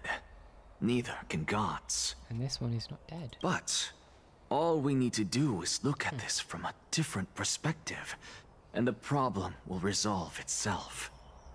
The solution is simple. Just like what you did to me. If I'm reborn as Kefali, I can rebuild the world and all within it as they once did. Simple, is it not? Oh yeah, just obviously. In the meantime, oh yeah. Don't need to continue. I have news from Hyacine and Dan Heng. Anaxa might be trying to do something with Kefali's divine body. Kefali? But what could Anaxa want? They can't stop it. Is the Council of Elders yeah, going to sit obviously, around just and let become such a god. sacrilegious act unfold? You know, he's just gonna like pick up Kefali, become Kefali, and I don't know, throw some rocks around. That is not possible. He is indeed the great performer, capable of fooling anyone and everyone with his tricks. I'm sorry. No need for guilt, for this is good news to us. The Council of Elders has found themselves a traitorous ally. Anaxa's ambitious desires will be something we can exploit. What we should be doing now is to keep our eyes peeled for whichever trickery Kindness is up to, and react accordingly to thwart her plans. Being Akima's political center, the Demigod Council holds just as much significance as the Vortex of Genesis. Someday, after my duty is over, this site will take the place of the battlefield where you hunt gods. Become the next challenge you ought to overcome. Till then, it's best to get used to this place as soon as possible. Come find us if you need anything.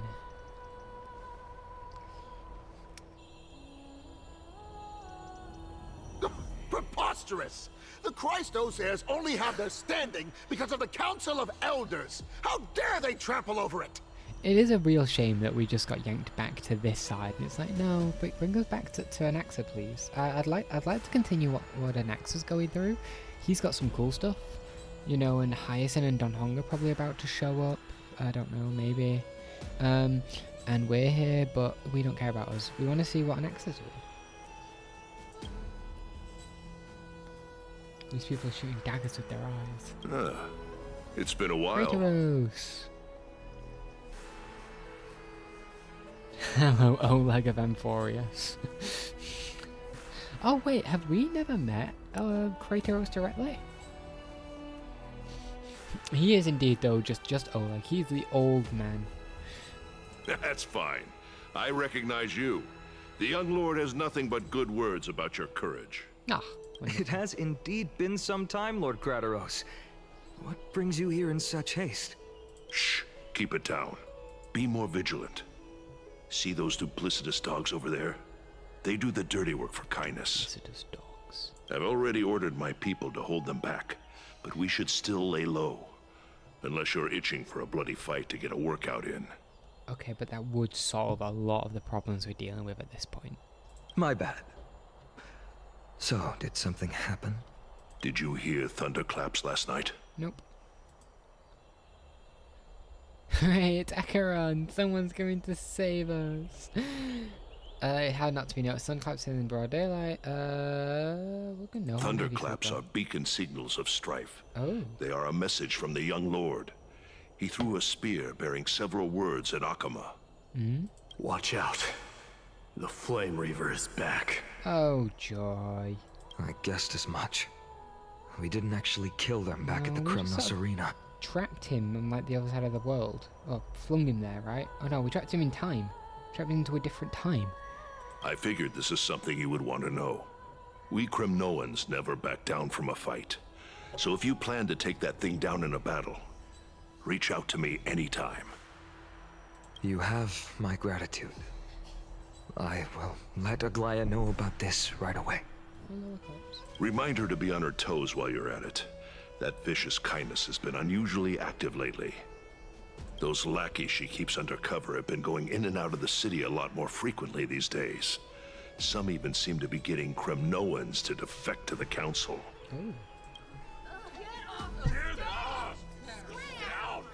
That's her. Looks like you can see it for yourself. I didn't realize where we were. Oh my goodness. Thank you for the intel, Lord Krateros. I have the perception of a wet noodle, and wet noodles can't really see anything. Oh, we can listen to people now, but nope, I'm doing it later. By Catholic into Lenten above, as the Theoros I have observed. Virtuous citizens of Akama, Finan Vides, Elysiae, and the Outlander are heading toward us. Whoa. Hey, Lygus. You don't know me. Aglaya! But now you do. What happened here? I know about the poisonous fangs of that king snake through the golden threads. In the past, I would be confident about keeping her in check, but I admit I am now unable to do so. Oh? What do you mean? It is no longer about eloquence or arguments. I have been a demigod for far too long that I hardly have any humanity left. Before I realized it, I have become no different from these hypocrites, no longer capable of relating to the people. There's the straight implication that, yeah, the council also just have no humanity. This has come a lot sooner than I expected. But perhaps it is time. I need you to step up, Finan, in order for me to retreat behind the scenes. Yes, this is my duty, but... It is far easier for the Council of Elders to fool many than just fool one person. Their so-called more support is no more than a ruse to distribute power using words instead of lances. There is no glory in winning this debate, but that makes having respect for humans so much more priceless. Finan, you are a Chrysos heir without flaw, capable of relating deeply with humans. I appreciate what you've taught me, Aglaya. I hope we'll live up to your expectations and win this debate.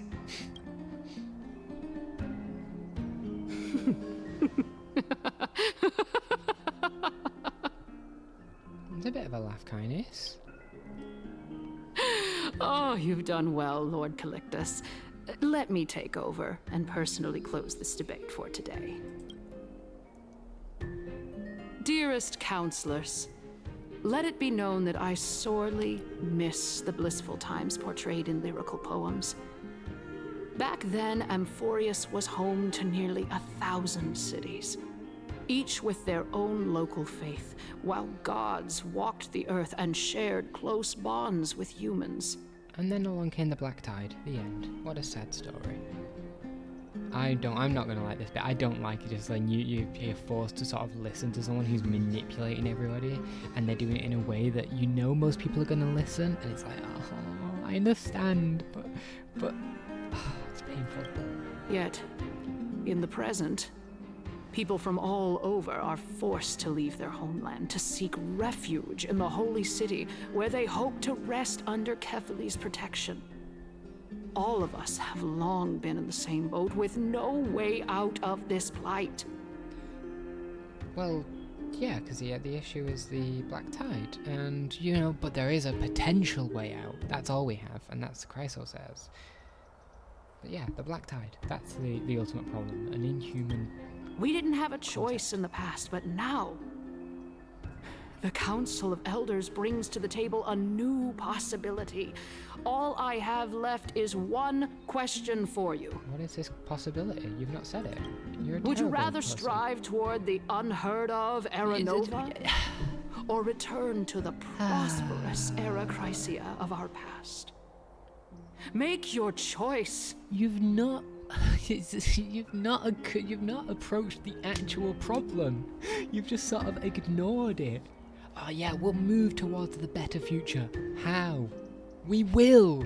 No, but how? We will do it. No, but the black tide. It's a problem. How are you going to deal with it? We will. No, this isn't an answer. Please, kindness. You're making me insane. Now, which of the two would lead mortals to an ideal future? Honestly, no, there's actually no way anybody would listen to that. Because again, it doesn't...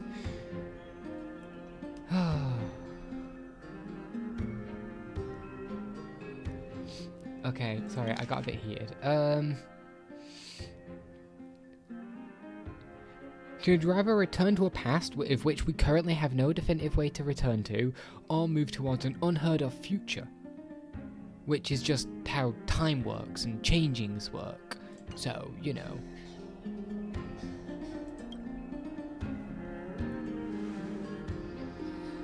Era Nova is a path of salvation the gods promised. We should not have doubts in the Flame Chase journey. We all know that Era Chrysia is a thing of the past, Lady Kindness. Here we go, asking Please, enlighten me. How does the Council of Elders plan to turn back time? I'm curious, because, you know, yeah, very curious. Let the three Titans of Calamity be born, and Era Chrysia is nevermore. But bring demise to those Titans, and Era Chrysia will descend upon us again. Okay, but now, in context, we now know that, you know, mortals become the gods. And we can presume that becoming a demigod might, in fact, just be a part of this process. Obviously, we're not certain yet. It might be a case... so the idea of letting Titans be born and the Titans' demise might just be one in the same. So the era, for all we know, the Era Nova might actually be intrinsically linked with the Era Chrysia in the future. Know that the Council of Elders is never one to make empty promises. Look at who we have on our side. Anaxagoras, one of the Grove's 7 sages, and Castorus, Idonia's goddess of death. With the help of these two heroes, I can promise all of you that Era Chrysia will exist once more. Aren't they Chrysos heirs? They're supporting the Council of Elders instead? It's clear from the start that these heroes do not get along well in their group. All the more proof that Aglaya isn't fit to speak on behalf of every Chrysos heir. I am in favor of Era Chrysia. Let other people speak.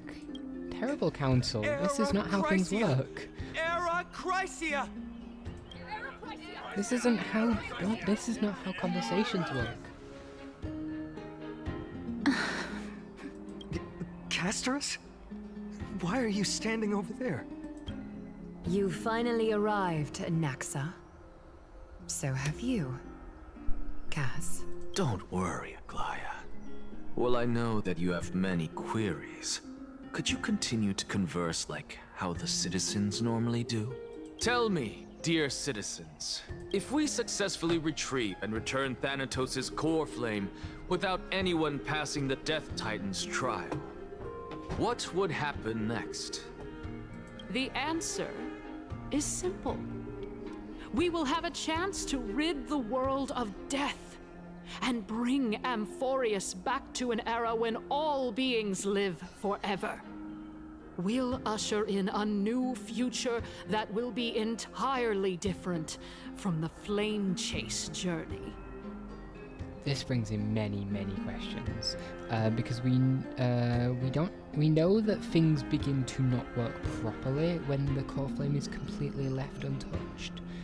I can't remember which one it was we were told about. We were told that things stop working properly. Now, does that just mean in this context that, nothing would die? No, for all we know, it could mean that everything dies really easily. We simply don't know. Another thing, though, that really caught my eye is she said, back to an era when all beings live forever. I must have missed that part on the era crisis. Obviously, we did have the mention of the scroll earlier that mentioned the individual where they said, oh, many of the mythical and long-lived beings might not actually be the case. It might, in fact, due to be poor record keeping. So again, we don't know how much of that is actually truth. The fact that there were questions about that stuff already. So he's one of the 7 sages. They're discussing further. Members of the Council of Elders are discussing fervently. Your proposal is much too idealistic. As long as the Black Tide still exists, how can we go back to the old days? There you go, the Black Tide. The most important part of this entire conversation only just brought up now. Remember what I previously said? Kefali's core flame is guarded by the secret power of the Council of Elders. Plus, Fagusa's water curtain will be able to block out any external perceptions. Tell me, dear citizens, have any of you ever seen even a glimpse of the threat that this person is talking about anywhere within the walls of this majestic holy city? You know he's filling a role and he's got a plan when his argument is literally, well, it's not here, is it? Yeah, survivorship. If we eliminate death, then there's no need for us to fear that Flame Reaver, right? But you don't know that's what will happen. You're just putting conjectures on conjectures. You're fighting conjectures with conjectures. Citizens, let's loudly sing the blessed hymn. Oh, beautiful. That's what I hate. I said it before. I said I where hate these are sorts you of now? moments in any Oh, kind of legendary media. And Erechrysia, I return really to the cannot mortal stand these realm. moments where it's like, you're not actually answering any of the important questions. You're just...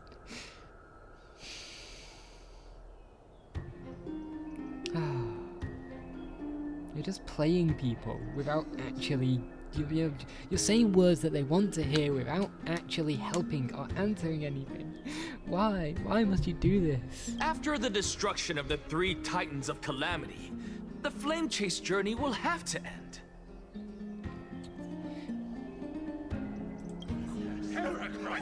The members of the Council of Elder are cheering in excitement. This is bad.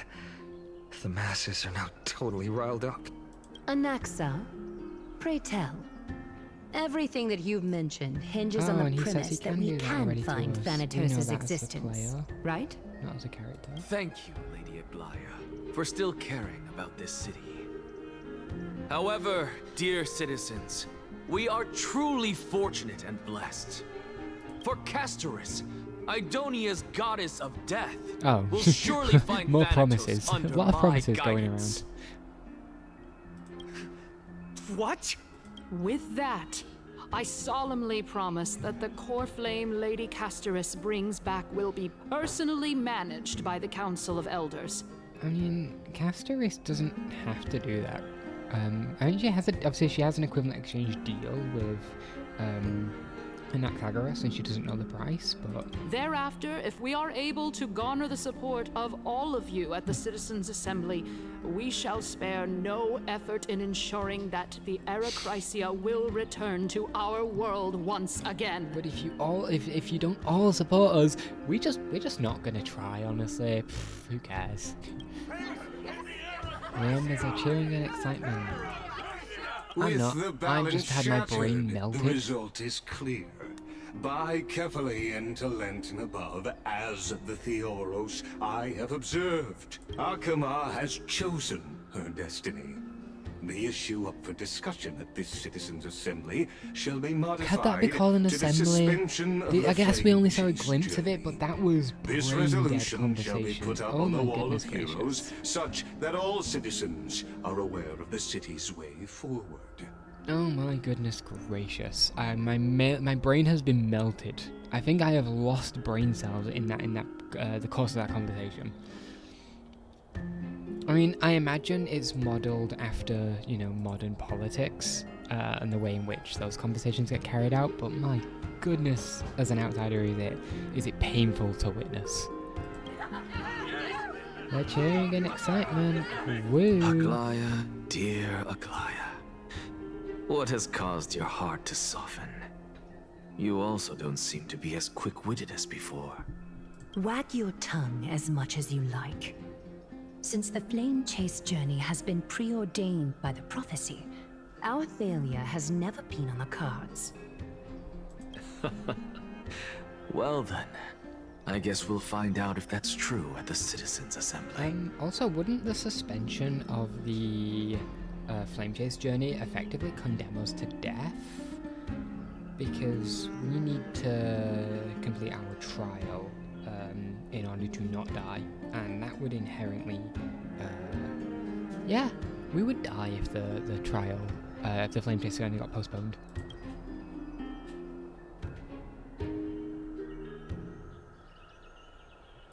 I don't think that was a debate. That was not a debate.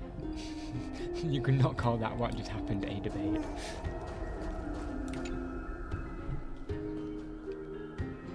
Well, it seems that when I sent you to look for Anaxa, I unintentionally facilitated your partnership with him instead.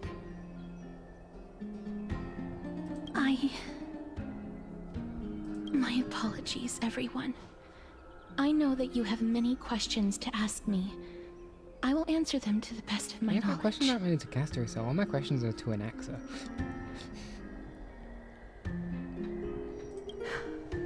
In that case, please tell us as much as you can. What happened when you went to look for Anaxa? In actuality, he showed me a past that was both long and heavy. The reason I say this is as I've mentioned earlier.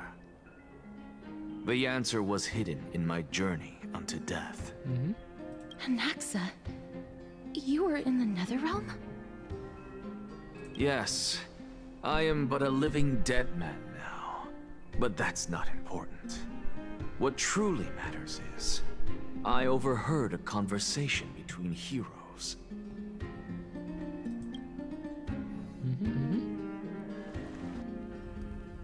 Have you heard of this tale before? A tale about the ocean god's treasured pearl, our hometown. It was a seaside town which enjoyed the ocean breeze and glorious, peaceful times, thanks to the wisdom of its ruling queen. Until one day, an evil dragon descended upon the town. Its wings were large enough to blot out the sun, while its claws were sharp enough to rip the waves apart. It barged into the tall tower and devoured the queen's beloved daughter. It even settled itself in her bedroom, like a tyrant king. The queen assembled 300 warriors who managed to subdue the evil dragon by chaining it up. However, when the queen slit open the dragon's belly, she realized that the princess had long since been digested, and all that was left of her was a pile of bones. Devastated, the queen wept for several days. It was then that a devious, smooth-talking scholar arrived at the palace and suggested that the princess could be revived through the use of dragon bone and dragon blood. That liar called this process the secret art of alchemy. Talking in past tense to prevent him as a liar. The princess was reborn! The queen was overjoyed, blissfully unaware that the evil dragon's soul still lurked within the princess's body. As revenge, the evil dragon swallowed the poor queen, the glib liar, the courageous warriors, and all of the town's innocent civilians in a single gulp. Worse still, the souls of the deceased were refused entry to the Netherrealm because they were filled with regret. Forced to roam the mortal realm, these resentful souls ultimately converged into a river of souls that would not retreat for a long time. The terrifying death had consumed all. Thereafter, our hometown fell into ruin as well. Until... Until? Until? Actually, I don't know what happened next either. Oh, my... It seems that you still like to whet people's appetites even after all this time, Pelixia. So, according to your story, this is how I used to look? It's practically a mirror image. And yet, what exactly is this? A miracle that I created with alchemy. As for what it is and how I was able to accomplish it, I'll keep the answers to myself for now. Oh, my goodness. Is this cliffhanger really necessary? Quiet, Titan. Continue to enjoy this splendid play, and the truth will naturally reveal itself. Dragon, huh? I've heard this legend before. In that case, what do you think of it? I think that this so-called alchemy was a tenuous analogy added to the story by future generations.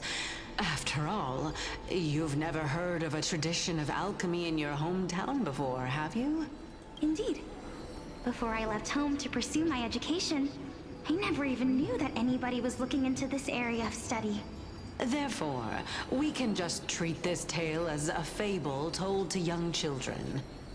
A fable, you say? If so, what moral is it trying to impart to the kids? I guess it might be the concept of equivalent exchange? Oh? I thought the moral might be closer to something like honor the dead. Huh. What? At a loss for words? No. I merely realized that we're both thinking of the same principle.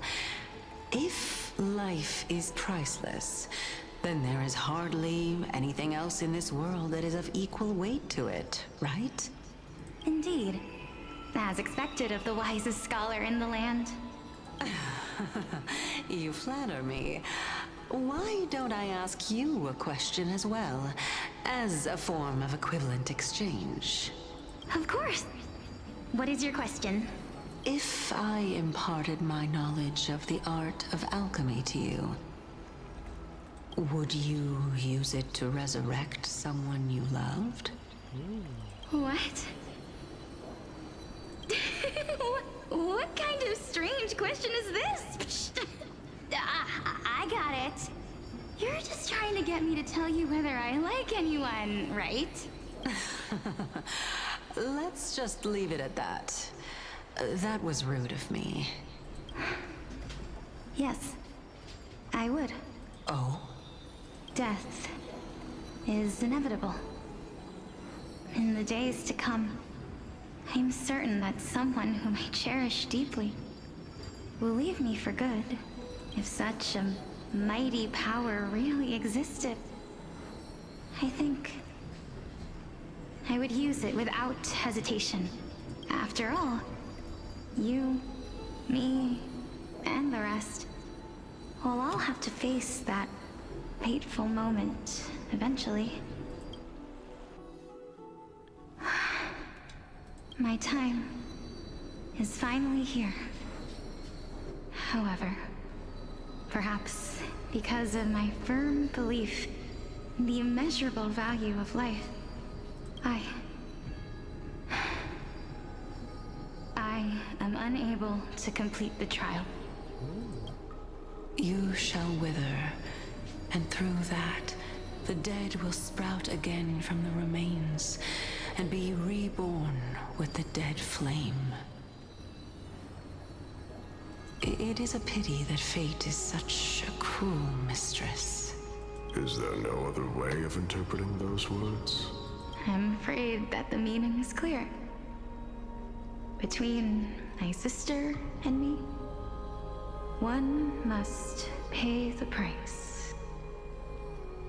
Our trial can only be completed when the one chosen sacrifices her life.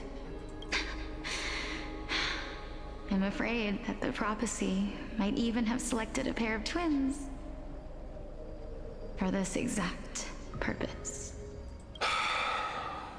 Fortune makes fools of us all. My sister is prepared to sacrifice herself. And yet, I can't do the same. How absurd. My time is almost up, but I'm still afraid to welcome death. What should we do? If I'm ultimately not able to make up my mind... Since Chaos is willing to guide all of us and leave this trial to the end, there is still plenty of time for you to ponder. That's right. Don't allow the fog of an uncertain future to cloud your mind. Trial, prophecy, the topics that they're discussing seem familiar. But these three people must not have left their names in the epics. Otherwise, I would have some recollection of this. Amphorius's history before the Titans were born was complete chaos. Is that not strange by itself? I have long held 3 hypotheses about this. However, let's continue watching for now. Calypso, Polixia, and this warrior. I seem to have met him somewhere before. Regarding this matter, Nias, are you confident that you'll complete your trial? Of course. Though, I am worried about what will happen once I've emerged victorious. Looks like you have made up your mind. Yes, this is the safest course of action. Completely separating courage, honor, tenacity, sacrifice, and reason. You really know how to make things difficult. Please, young lady, witness my fall and demise. Lady Calypso, you shall host the soul-rending ceremony. I do not understand. Why would you dare to sacrifice yourself for a future that you won't get to witness? Because this is our destiny. The power that resides within me is so intense that I will one day be engulfed by it. Furthermore, a valorous death before glorious return has always been the path I chose to walk. A journey I began long ago. If your sister or Chaos were in my position, I believe they would make the same choice as well.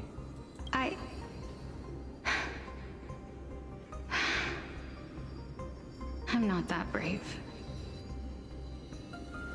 I don't know how I'm supposed to face such a serious affair. Despite being Death's chosen one, it seems you still don't know how to face it. Let's chat, young lady.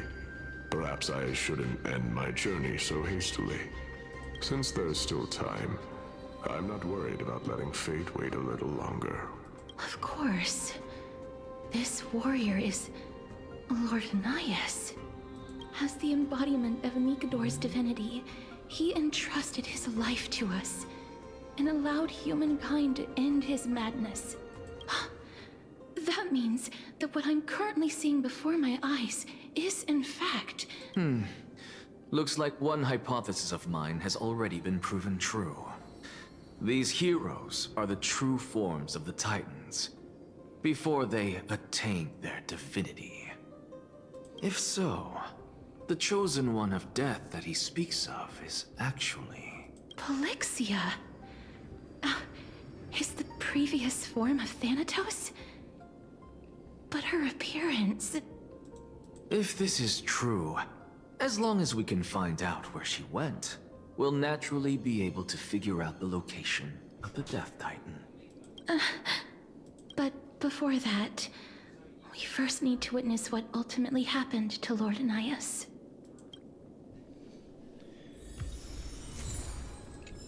Oh my goodness, that was a lot of information to take in. We still don't know, so... Oh goodness. Where to even start with all that? it might honestly just be best to just move forward. Nikador's courage is a testament that they have never once retreated from a battle. I've heard that these words are still engraved in Castrum Kremnos even today. It didn't occur to me that they were actually part of an alchemical formula. Sealed within this statue is undoubtedly his sacrifice. They use their own body as our city walls, keeping out and protecting us from the pervasive spread of madness. They are acutely aware that if the end times were to arrive, there would be nothing left in this world to conquer.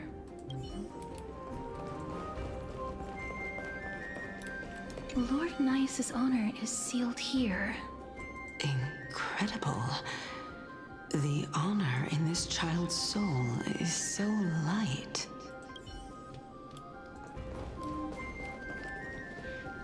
I believe that his tenacity is sealed within this statue. Before we fought Nikador, we also released it from the stone statue.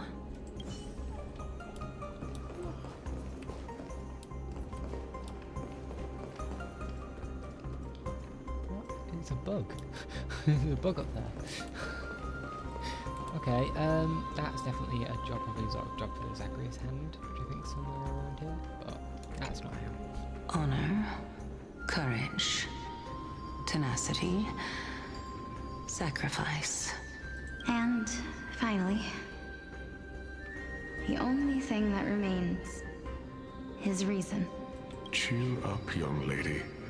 There is no need to shed tears over a glorious death. All farewells in this world are sorrowful, Lord Nias. No, young lady. As a warrior, I have witnessed too many bitter deaths. But now, all I feel is peace. I did not know until this moment that mortals could live their lives in such a way. Although only a sliver of your soul remains, you remain so optimistic. Or maybe the truth is that you aren't able to feel sorrow anymore. To be honest, I don't know either. But I am certain of one thing. This is not an acceptance of death nor apathy toward it. It's not even a feeling of despair. I am just enjoying what remains of my life to the fullest. Enjoying? Indeed. Along this journey that we've taken together, not only have I changed the world, I myself have also changed in the process. And now I have reached the journey's end. When I look back and see the grand epic that I've personally written, how could I not revel in that fact? But when you depart the mortal realm, won't all of your accomplishments be reduced to nothing? Separation and death are two sides of the same coin. Reconciling this doesn't come easily for a mortal. Finally, let me recount to you a story of mine, young lady. The first time I returned from the battlefield, I felt extremely hollow. The calamity had devoured everybody on the battlefield but me. When I returned to the city alone, the citizens held a banquet for me that was far from pleasant. I felt as though I was still on the battlefield, and the person who had returned was nothing but an empty shell. It was late into the night by the time the banquet ended. My head still reeling, I returned alone to the barracks. On the way back, I encountered someone. It was a crazed scholar looking at the night sky and muttering to himself by the side of the road. Although I tripped over him and fell, I wasn't angry in the slightest. And maybe because I saw myself in him, I inexplicably asked him a question. Do you think that it'd be better if we just died on the roadside like a couple of stray dogs? To my surprise, he shrugged his shoulders and sighed. How does someone who is currently experiencing death, dying and living, afford the same amount of bliss? Now please go away and don't block my starlight. Are you trying to say that there is no difference between living and dying? For they are both journeys that lead toward death? That's exactly what life is, and death is, but a scale to measure how valuable the journey was. Journeys and epics are only glorious and magnificent because all things eventually fade to dust. Therefore, young lady, don't detest your fate. Instead, willingly and respectfully embrace it. The embodiment of strife telling me about the majesty of the world. Indeed. I believe that when the fated moment eventually arrives, you will be able to understand my words. It is time for me to knock on death's door. I will set up a long table at the end of the road and humbly await your arrival. When that moment finally comes, let us drink and be merry then. I knew this day would eventually come.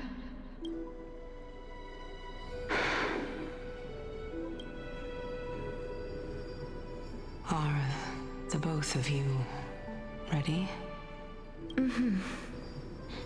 Polixia. I'm here. What? This... This is quite interesting indeed. Is this... Polixia's sister? Is it... me? Now, it's time for us to fulfill our promises.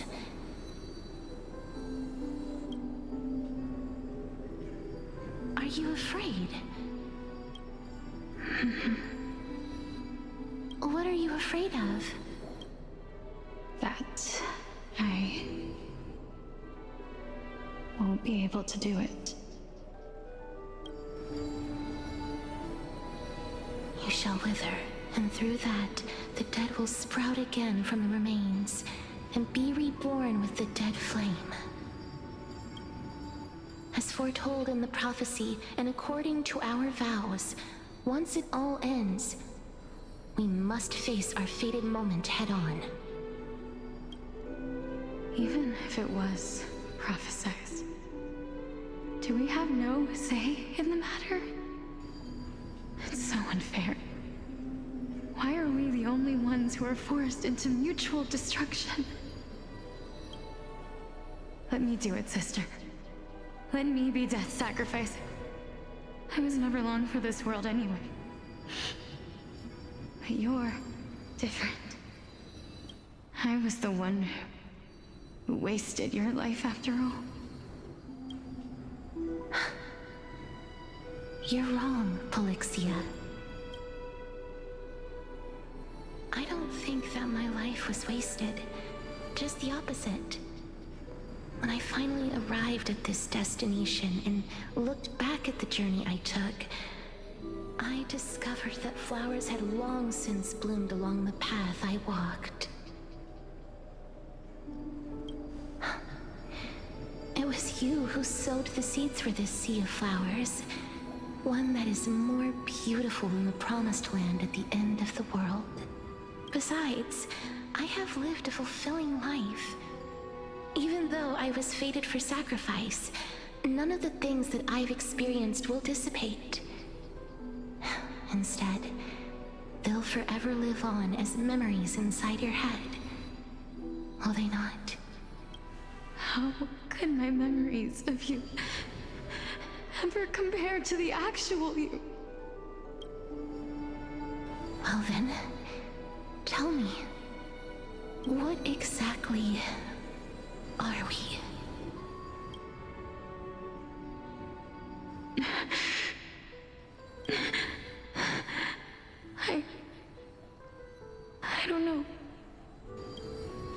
I don't know either.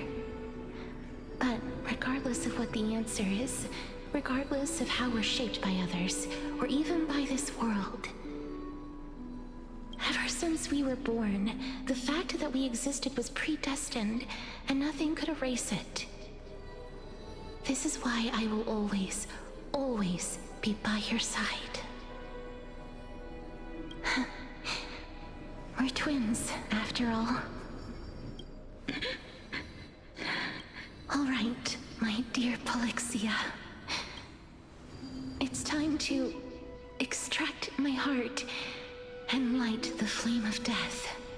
After that, use it to plant the first bud in the prophesied new world.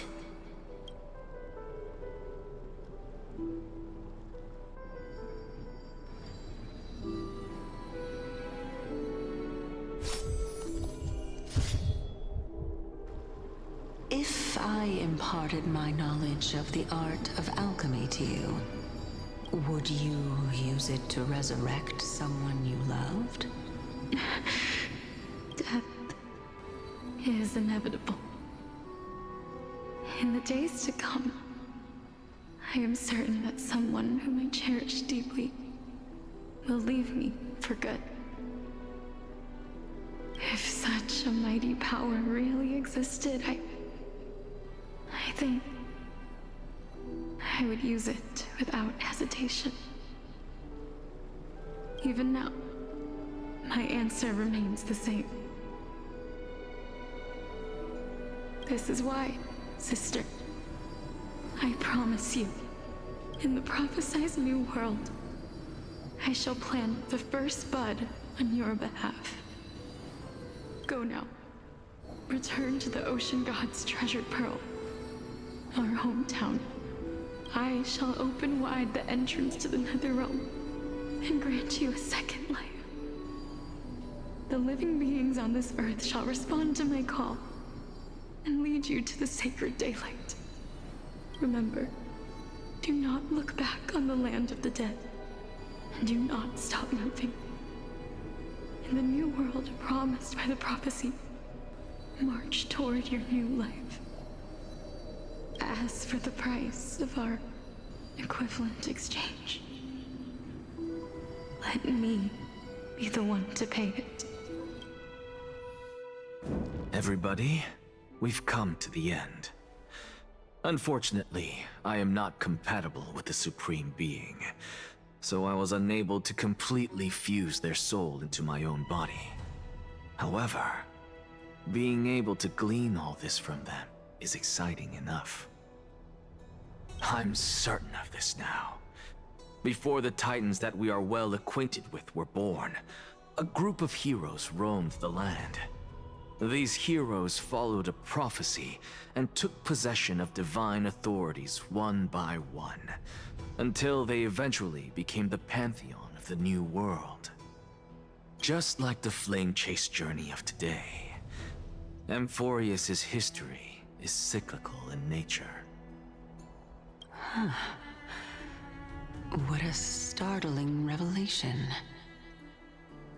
This means that the demigods, who bear the core flames, will also become the new Titans at the world's end, thereby shaping a new world?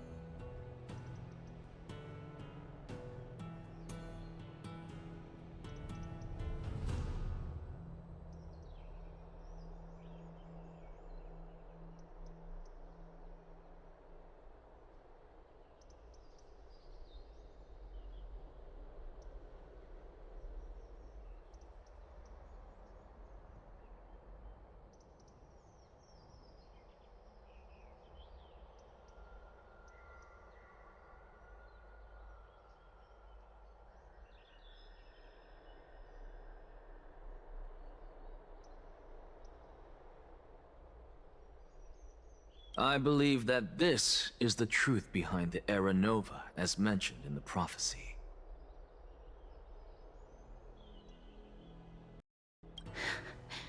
This is utterly unbelievable. Besides, those twins in the past, even if they really are Thanatos, their whereabouts are still unknown even today. Are their whereabouts truly unknown? Didn't Polixia mention that seaside town, the birthplace of alchemy in the tale of the dragon? In our world, there exists a city which perfectly matches that description. Styxia.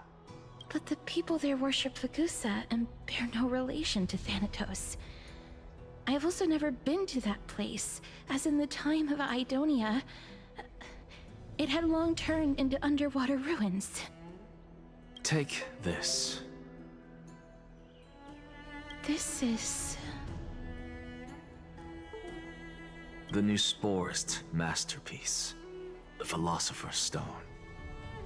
It was made by transmuting all of the sages' wisdom into a single entity, with their flesh and blood as its foundation. Remember, I've mentioned before that the art of alchemy is all about conversion, tempering, and ascension. This process also applies to the pursuit of truth. Regardless of how unbelievable this sounds, the truths of the world have been refined from the impurities. Think about the story of the dragon. This stone will lead you to your real hometown, allowing you to reform the door to the Nether Realm and discover Thanatos' fate.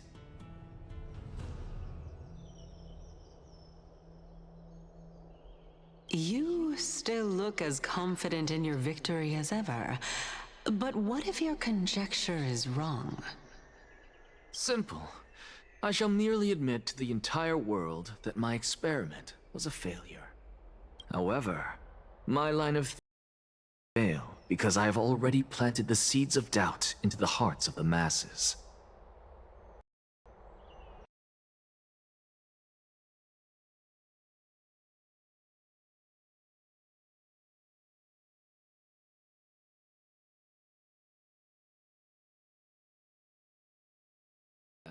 Everything's breaking. No.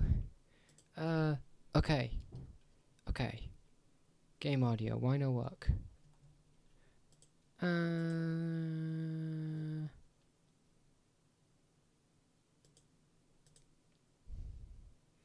Sound settings. Don't need that. Here. There. There we go. Oh my goodness. Breaking a lot during that time. I've already searched for so long. I'm willing to try one more time. While we converse, her life is also slowly slipping away. But before I leave, I have another question. What exactly did we witness just now? That was the world imprinted in Kefali's soul. If we are to prove its existence, you must take the final step. Go. Do not disappoint me. I understand. Hey, child of humanity. Don't get antsy. I still remember the question you posed to me. As a scholar, I do not wish to offer up ambiguous conclusions. Let's discuss this topic again when she manages to find the evidence.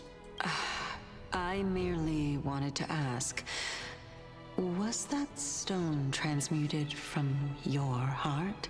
If so, rebirth is no longer an option for you. Why not? When I was a child, I lost someone dear to me. When I was a teenager, I lost my faith. A while back, although you saved my life, I also lost my soul in the process. Now I'm merely forsaking my body. What's the big deal? Why are you always finding ways to die? Isn't it good to be alive? This is but a necessary sacrifice on my path to transform into the purest of them all. Can someone who's dead even claim to be the purest of them all? Furthermore, if your hypothesis is proven correct, does it not just confirm that the myths are true, and thereby invalidate all your theories? No, it's just the opposite. If my hypothesis is correct, it means that I can actually ascend to godhood and reshape this absurd world that you all have created. Ta-dum. Just become gods for a head. That's still just his goal. A lot to take in at once. Lady Aglaya, please, let me explain. Go on. You know that the core flame of death has always been the greatest unknown regarding the Era Nova, which is why both you and Kynus desire to gain the power to control that core flame in the approaching Citizens' Assembly. Professor Anaxa has come to a consensus with Kynus. They want to suspend the trial once Thanatos' core flame is reclaimed, hoping thus to eradicate death from this world. If they're successful, then the flame chase journey will cease, and Akama can enjoy everlasting peace. You don't believe But I know Yeah. this runs counter to your wishes. So long as we do not usher in Era Nova, the Black Tide will never be eradicated. Even with Lord Mighty on the front line, and the Black Tide not posing an immediate risk, the danger nevertheless remains. Honestly, it's difficult for me to assess the pros and cons in this decision. But someone must bring the core flame before we can begin negotiations over it. The Titan could be very near. I cannot let this chance slip by. Besides, someone has to make this trip to bring back Mrs. Soul. Well said. You already had every reason to seek an audience with Thanatos. It's that great performer who has weaponized your wishes and placed us in this difficult situation. A world without death. Do you desire that too? If fate dictates that my path must oppose yours, I will do all I can to resist it and protect what I aspire to achieve. Lord Mighty showed me that without taking the first step, all talk of what follows is moot.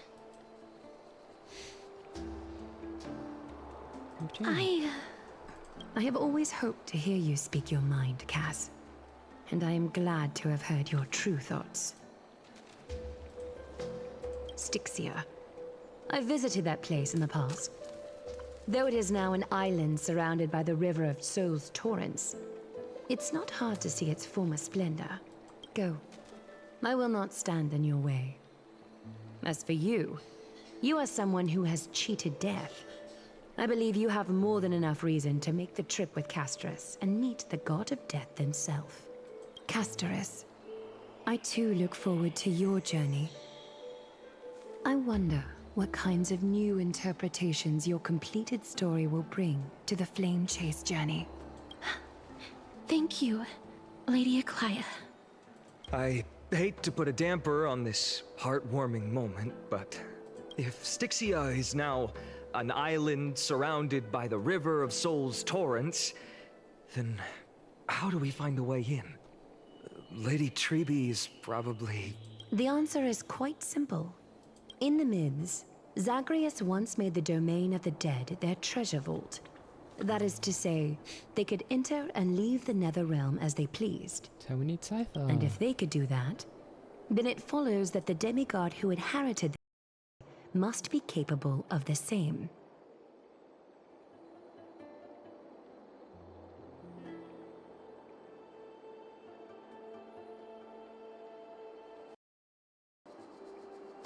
Oh, it's not. It's working again. Yay. I'll see you at Might have to stop Memorial soon. Palace at Action Hour tomorrow. Cypher shall be your guide to finding that ancient city. A tumultuous day finally comes to an end. Everyone disperses, each lost in their own thoughts.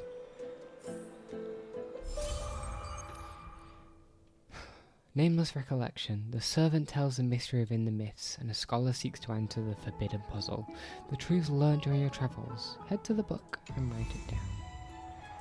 And we're back to ourselves. Woo!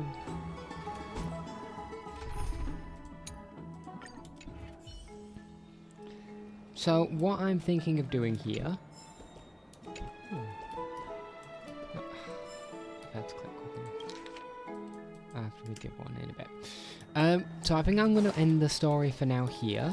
I've done a lot of play. That is 3 hours of just playing through the game. My goodness, I think very much right now this part of the story has been setting up a lot. I am just now waiting for it all to actually come to fruition. We're getting a lot of answers as to the nature of Amphorius itself, which we've had many theories of before now, which is absolutely phenomenal. But yeah, I really just can't wait to see where the story goes. We're going to meet Cypher next, presumably head to Styxia, and we're probably going to meet Pollux there, and everything else related to that. We'll find out some details. Hopefully we'll stay alive and everything will go well. That's the hope.